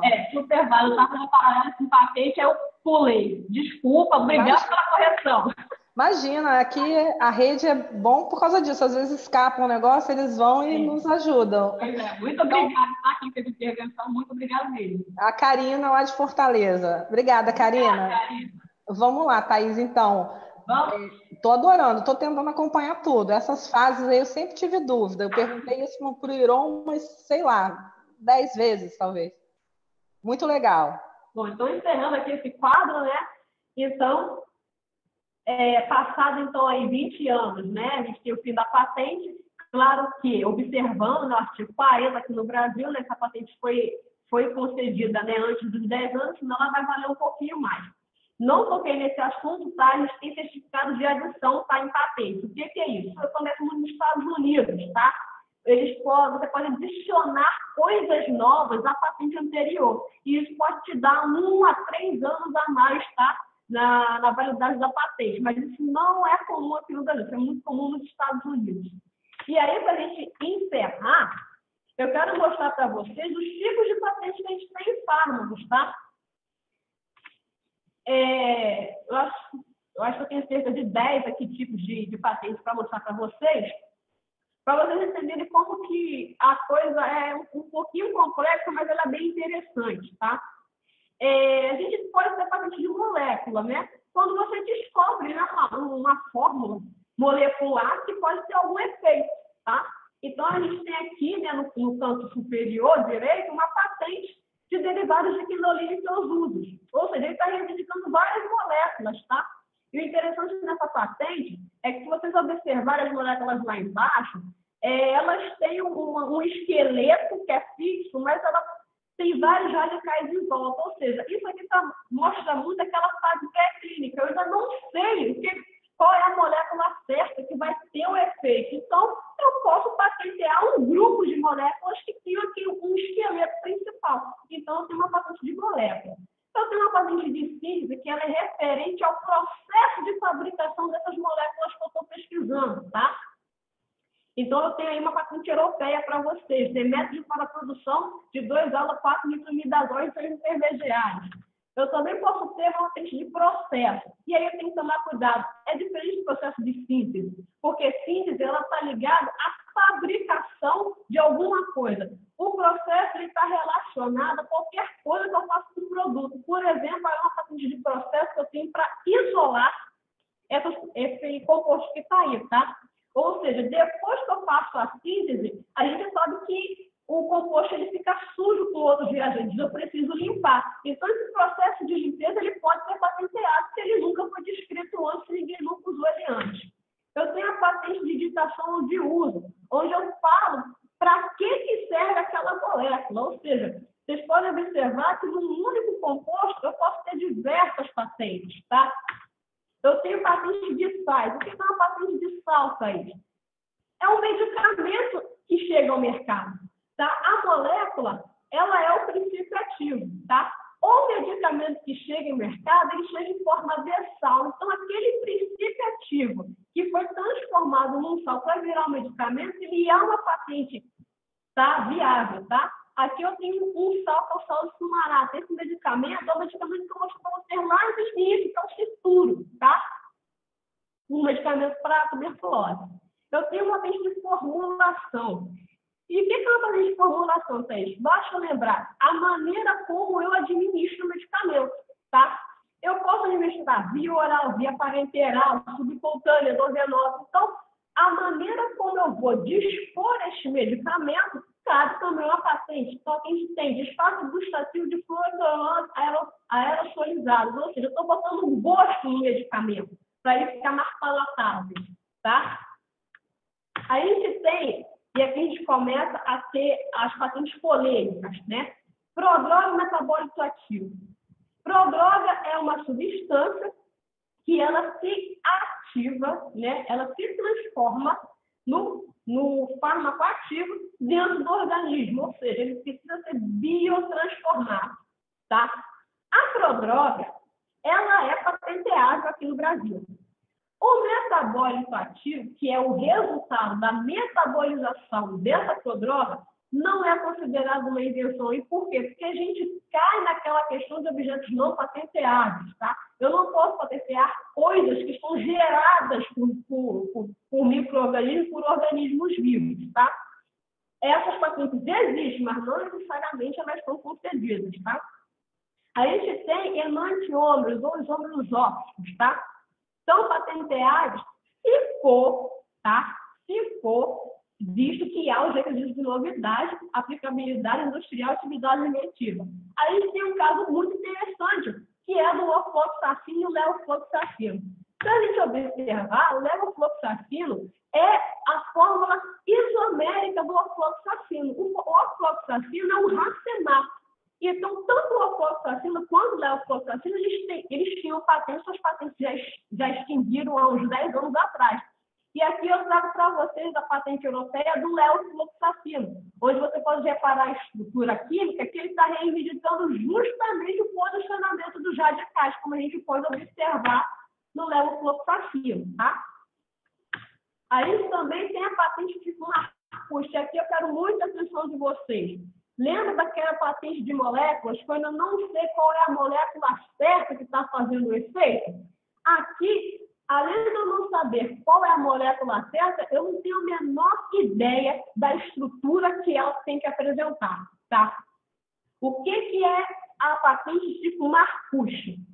A Marcus, ela parte do princípio de que eu tenho que ter uma determinada composição molecular para que aquela molécula faça efeito. Ah, Thaís, isso é o grupo farmacofórico? Não necessariamente é o grupo farmacofórico, mas é a unidade molecular cuja qual a substância não fará efeito, tá?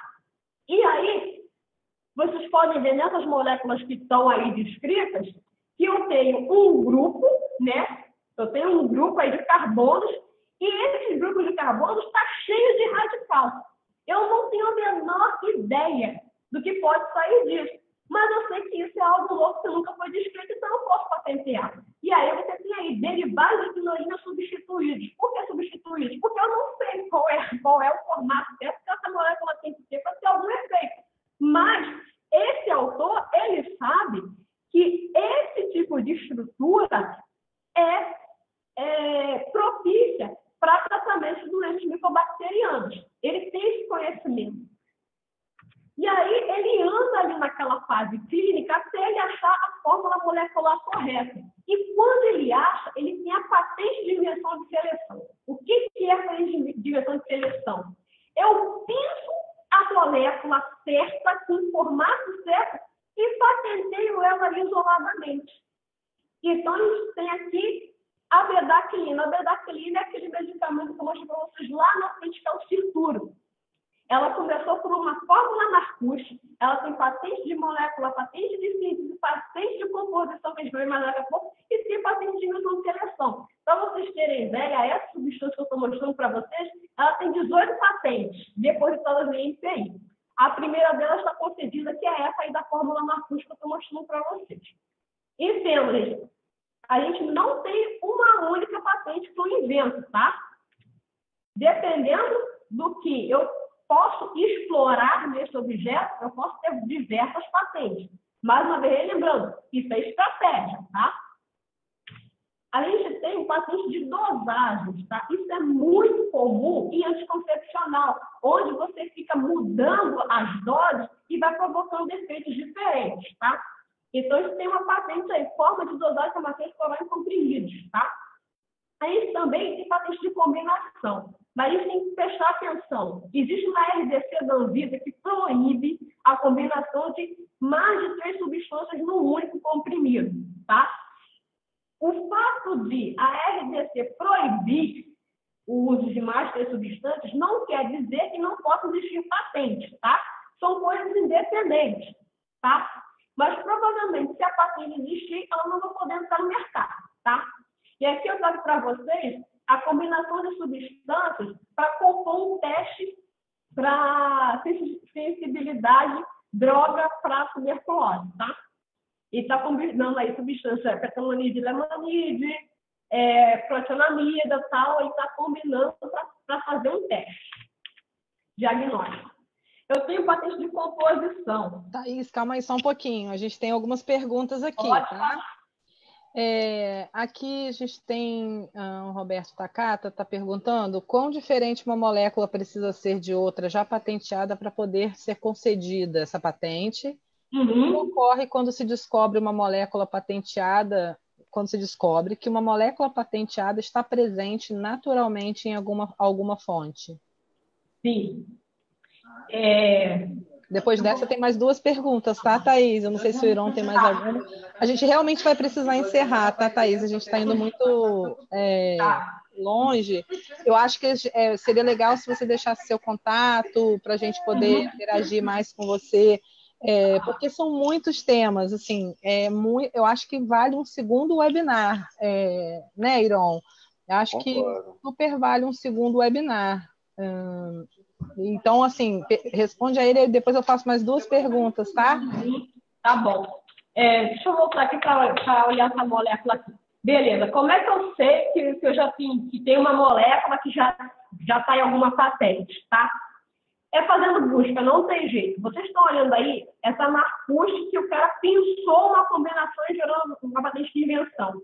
Tem que fazer uma busca, tá? A gente faz a busca por estrutura química, tá? A gente desenha a estrutura química dentro daquelas bases pagas, principalmente, ajuda muito. A gente desenha a estrutura química e pede para encontrar patentes com 90% de aproximação, tá? E aí a gente consegue descobrir se tem alguma coisa ali próximo daquilo que a gente está desenvolvendo, tá? Não sei se eu ajudei. Se tem mais alguma dúvida?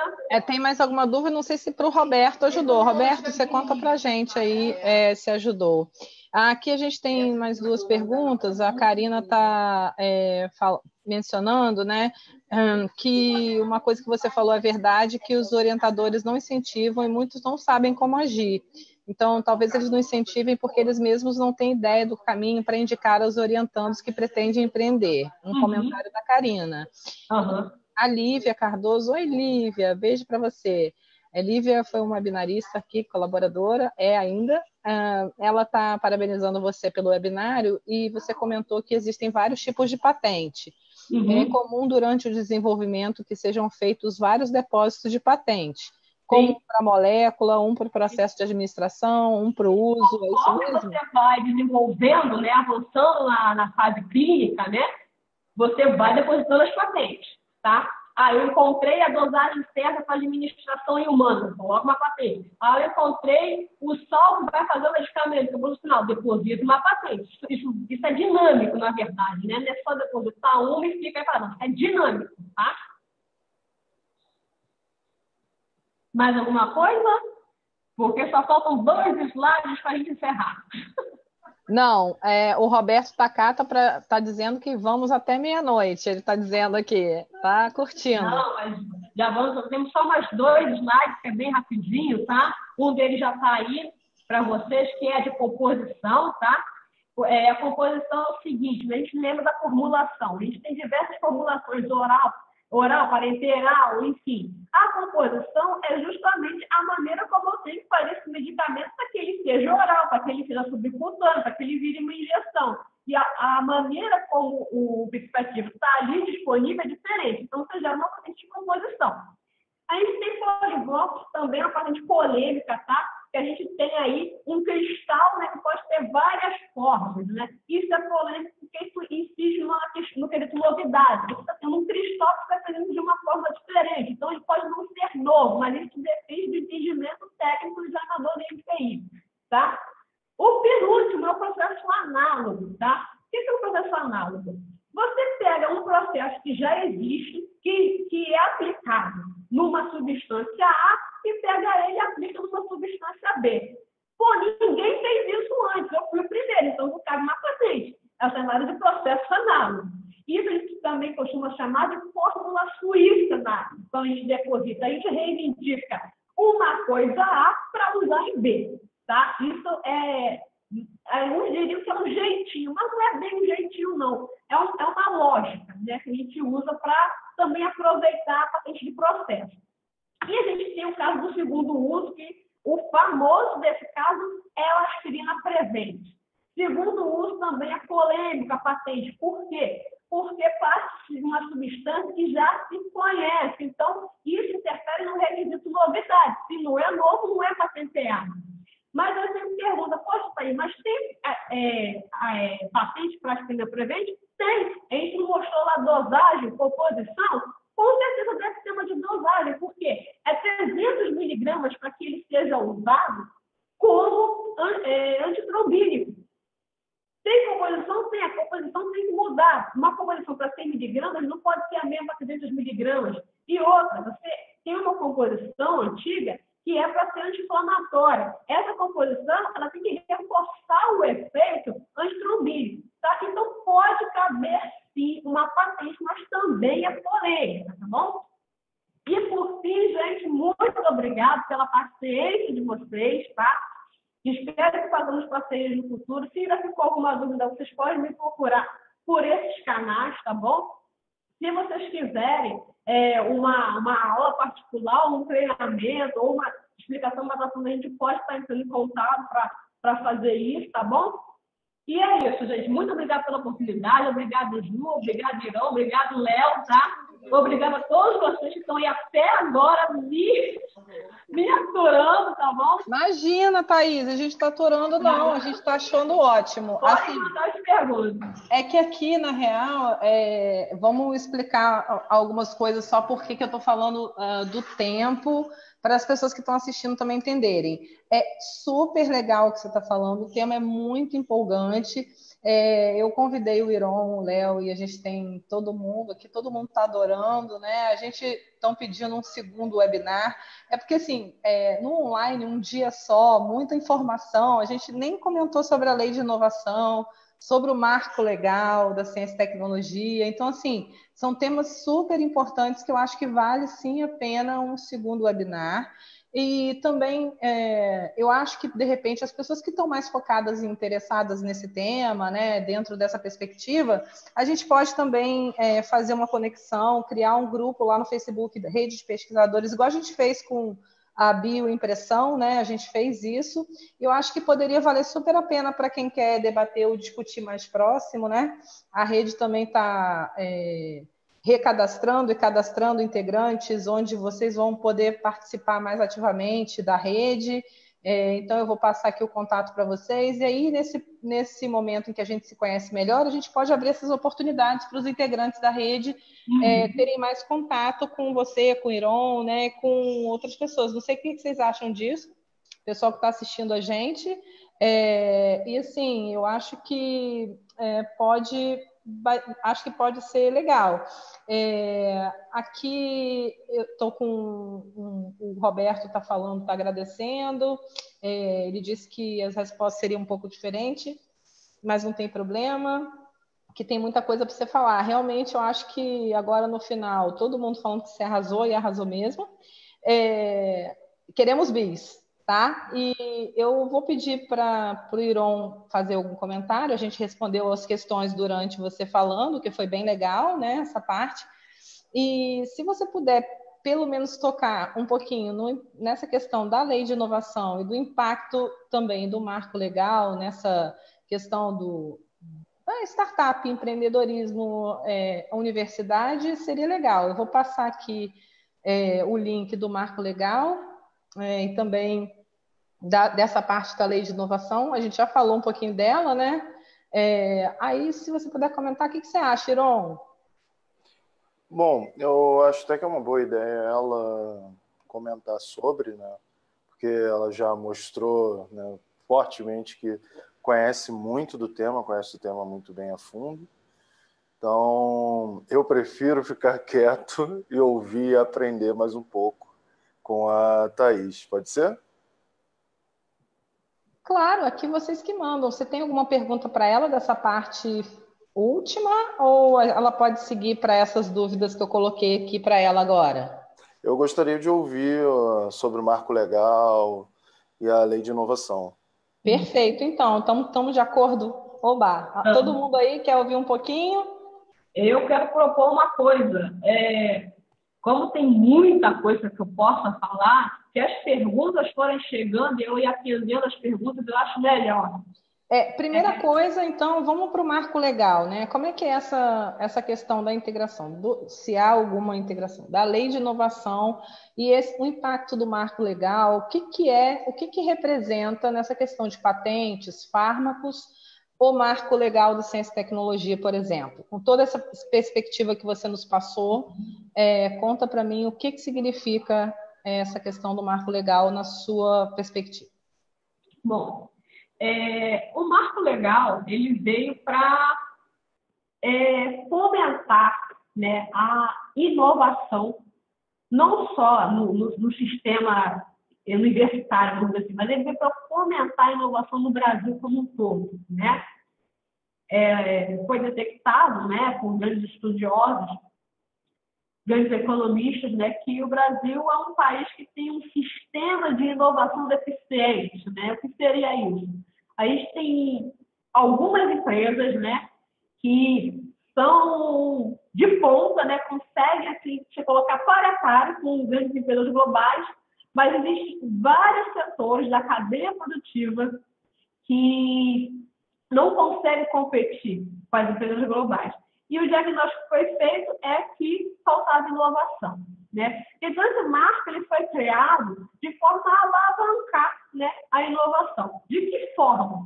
Vamos aproveitar toda a ciência e tecnologia que é realizada dos nossos centros universitários, que são de excelência, e vamos fazer com que essas pesquisas possam virar produtos inovadores, né? Então, o marco dessa tecnologia veio para resolver um gargalo que a gente tinha, né? De pegar essa ciência, que a gente tem muito boa, essa parte de ciência, e transformar em tecnologia, tá? Bom, isso deu certo? Pode ser que sim, pode ser que não. Por quê? Faltava cultura, né? Algo que a gente já descobriu, faltava cultura de inovação. E como que a gente desenvolve essa cultura de inovação? A gente tem que começar a disseminar a propriedade intelectual no país. Mas, né, como a gente consegue observar, né, que o marco é de 2004, nós estamos em 2018, e a gente já tem várias instituições, vários pesquisadores que ainda não conhecem a propriedade intelectual, ou seja, está havendo uma falha nossa também, né, e eu me coloco nisso, né, nós que dominamos essa questão da propriedade intelectual, a gente precisa, sim, disseminar muito a propriedade intelectual, né? A gente tem uma questão de educação à propriedade intelectual muito séria. E, claro, se a gente não tem uma base muito forte, muito bem fundamentada, a gente anda galopante na questão de inovação. A gente vai ter os cases de inovação, como o Léo falou, da Petrobras, a gente tem a Embrapa, a gente tem a Fiocruz, mas a gente não consegue ter um sistema que consiga alicerçar a gente. E aí, o que acontece, né? Quando a gente não consegue superar gargalos básicos? A gente fica extremamente dependente de tecnologias estrangeiras. A gente tem que importar tecnologias para poder suprir as nossas próprias demandas, né? A gente vê isso muito até mesmo dentro dos nossos laboratórios de pesquisa, né? Quando a gente olha para todo aquele maquinário que está ali à nossa volta, os reagentes, eles não foram reagentes, não foram maquinários produzidos no Brasil. 90% do que está ali foi importado. Você pergunta, poxa, por que a gente importa isso? Porque a gente não tem quem faça essas coisas aqui no Brasil. E o que acontece, né? Balança comercial começa a ficar negativa. Quanto maior é o valor agregado dos produtos que eu estou utilizando. Então, é um gargalo que a gente precisa resolver, mas a gente não resolve nos extremos da cadeia, né? Eu coloco a lei de inovação e eu vou gerar inovação. Não, isso não acontece, né? Já tem alguns estudos, até mesmo de alguns colegas meus de ITI, se alguém se interessar, depois eu posso estar passando. Eu tenho uma colega que ela estudou os núcleos de inovação tecnológica, né? Como que eles se desenvolveram nesses 14 anos. É um trabalho muito bacana e ela tenta explicar justamente isso, né? Que impacto essa lei de inovação de fato trouxe para o sistema de inovação brasileiro, né? Ajudou muito quem já tinha, né, uma cultura de inovação, né? Essas empresas que a gente tem de destaque. Mas a gente engatinha muito em outras áreas. Claro que, vez ou outra, vão surgindo, né, novos atores nisso que vão começando a mexer um pouco com o sistema, que é o caso da Biozeus. Mas a Biozeus sozinha não vai salvar toda a área, todo o segmento. A gente precisa de mais agentes nisso. E aí, então, a gente vê todo esse movimento de fomentar o empreendedorismo dentro das universidades, de gerar startups. É um movimento bom? Ele é muito interessante, mas quando a gente lida com área de intenso conteúdo tecnológico, como é a área de medicamentos e até mesmo a área de engenharia, a gente precisa de muito dinheiro para investir. E aí a gente entra numa outra dificuldade, né? A questão do dinheiro. Onde é que a gente vai conseguir dinheiro? É um volume muito grande, né? Esse tipo de startup, né, que a gente fala, não, vamos fomentar a inovação, vamos fomentar a startup, elas precisam de muito dinheiro para começar. Então, de onde vem esse dinheiro, né? E aí a gente passa, não, vamos usar as estratégias vamos começar a licenciar patentes. Mas, às vezes, os departamentos responsáveis, né, por gerir a inovação dentro das instituições de pesquisa não têm pessoas com visão de mercado. Então, às vezes, esses contratos não são muito bem feitos, não são muito bem redigidos. Ou então, a própria dinâmica, né, da instituição pública, né, que a gente conhece, que é a burocracia, né, faz com que esses contratos não vá para frente. Né? Porque demora tanto, tem que passar na procuradoria, tem que passar na mão do reitor, tem que fazer isso, tem que fazer aquilo, e a empresa tem pressa. Né? Então, quanto mais vai demorando, mais a empresa se desinteressa, porque tem um outro gargalo que a gente tem que resolver. Né? A lei ela foi colocada, mas a aplicação dela ainda está um pouco vacilante, e cabe a gente, né, conforme a gente vai identificando esses gargalos, começar a resolver. Né? Então, assim, a gente caminha a passos muito pequenos, sim, mas estamos caminhando, né? E o que a gente tem que fazer agora, acho que de urgente, é melhorar a nossa educação em propriedade intelectual. Se a gente quer realmente conseguir caminhar aí com os grandes inovadores. Eu acho que essa é uma mensagem interessante para deixar. Eu acho que talvez o Iron possa fazer um comentário final sobre essa parte que você acabou de falar da burocracia, da demora e do interesse, né, das empresas. Né, Iron? O que você acha? Bom, novamente, né, tentando ser breve, porque eu acho que esse assunto ele merece uma discussão bem mais longa. A burocracia ela acaba sendo um entrave de ambos os lados, sabe? Nós temos histórias bem tristes lá na Biozeus de projetos que foram impossibilitados de continuar ou bem próximo disso por causa do entrave da parte burocrática da universidade, sabe? O pesquisador querendo, a empresa querendo, e demora-se 1 ano para poder fazer o contrato, coisas assim. E do outro assunto, né, da captação de recursos, isso realmente merecia um webinário só para isso, porque vai muito para além de captar recurso público, de edital, sabe? Tem anjo, venture capital, tem várias possibilidades para pesquisador e para quem quer, né, começar uma startup nesse segmento, sabe? isso aí é uma conversa longuíssima, dá para fazer Ótimo. Então, já convido vocês, vamos arrumar uma conversa, talvez um representante do NIT, né, de uma agência de inovação, a Thaís novamente, você, abrir uma conversa, não sei se a gente consegue fazer ainda esse ano, mas vamos planejar essa conversa, quem sabe abrindo, né, toda uma conversa. Então, eu não sei quem a moto tá agradecendo, ela tem que sair, e eu também gostaria de agradecer, então, Léo, Iron, Thaís. Thaís, foi um show, eu aprendi muito. É claro que é um caminho, né, um processo, não é tão simples, são muitos passos, e a gente tem que ter atenção em várias coisas, mas só de saber que a gente pode ter a oportunidade de conversar com pessoas que entendem um pouco mais disso. E apesar da burocracia, eu gostaria de destacar que o trabalho dos NITs, eles têm feito, pelo menos os que eu tenho contato, né, aqui na UFRJ, que é o mais perto, né, tem um pessoal que eu UFRJ conheço. é um exemplo. Então, assim, eu acho que a gente está falando aqui... fora da curva que a gente gosta. Não, assim, mas é importante destacar... Nem todos Não, são.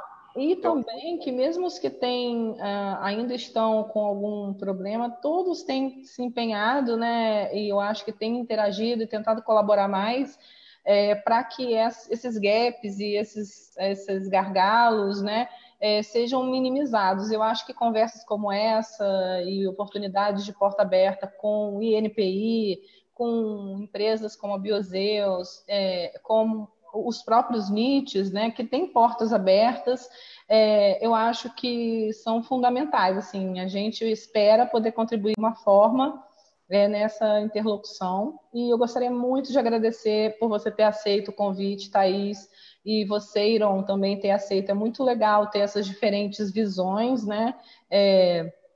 Até porque o Iron passou pela dificuldade durante o doutorado, ou mestrado, não lembro, mas por essa questão de um pouco mais de dificuldade de compreender as patentes. Então, um beijo para vocês, muito obrigada a todos que estão com a gente até agora. Eu queria agradecer. Já falei, quero você lá em casa, Thaís. A gente marca um dia para tomar um café. Arrasou! Vamos ter que convidar todo mundo, hein? Todo mundo aí que ainda não tomou um café. O Léo que faz esses convites. Estou esperando, hein, Léo? Então, Iron, um beijo grande, boa noite. Manda um abraço para o pessoal do Biozeus, para o Paulo. Agradece porque eu comecei a conversar e entender um pouco sobre isso com vocês e com o pessoal daqui da Agência de Inovação da UFRJ. Então, agradeço muito por você ter aceito o convite. Obrigado, Juliana. Obrigado, Thaís. Aprendi muito hoje e espero ver vocês de novo, ok? Um abraço. Tchau, Beijo, tchau. Iron. Karina, todos aí que estão acompanhando a gente. Thaís, quer dar um último tchau? Quer me passar ali pelo chat o seu abaite, falar um pouco sobre isso para a gente finalizar, ou mandar o link para a gente ver? Eu vi que você botou na apresentação, mas se você quiser passar por aqui, pode ser mais fácil. Sim, vou digitar aqui, gente. Eu fui pesquisadora de INPI, né, por 8 anos, né, fui pesquisadora bolsista, e agora eu estou empreendendo nessa área, né, de propriedade intelectual, prestando consultoria e assessoria, tá? Então, assim, se alguém tiver interesse, né, vocês podem estar me acessando pelo site, pela página de contato do site, que eu estou colocando aí para vocês. Vocês depois podem replicar nas outras redes sociais, tá? E tem o meu e-mail também. Vocês podem também estar me acessando. Se ainda ficou alguma dúvida e tal, a gente depois pode estar pensando no segundo webinário, né? Porque realmente, gente, é muita coisa que eu tenho para dizer sobre patentes de fármacos, sabe? Talvez as questões como que eu deposito a patente, como que eu registro, então a gente pode estar aí pensando num segundo webinário, talvez, tal, como que eu faço busca de patentes, enfim. O que vocês quiserem, vocês podem dar um retorno para mim, pode dar um retorno para a Ju, tá? Eu acabei de ver que parece que meu e-mail está errado, gente. Faltou um T ali. Faltou um T no e-mail. Thaís Thalita, né, Thaís? Isso. Daí vai digitando rápido. Agora tá certinho. Ok, Thaís, perfeito. Então, gente, eu agradeço. É claro que se vocês entrarem em contato com a gente aqui da rede, a gente vai conversar com a Thaís. Quem sabe a gente faz alguma coisa mais específica, né? Um papo mais fechadinho com quem tem interesse exatamente nisso. E um beijo, Thaís. Obrigada para você. Eu vou encerrar o Facebook. Obrigada por estarem até agora com a gente.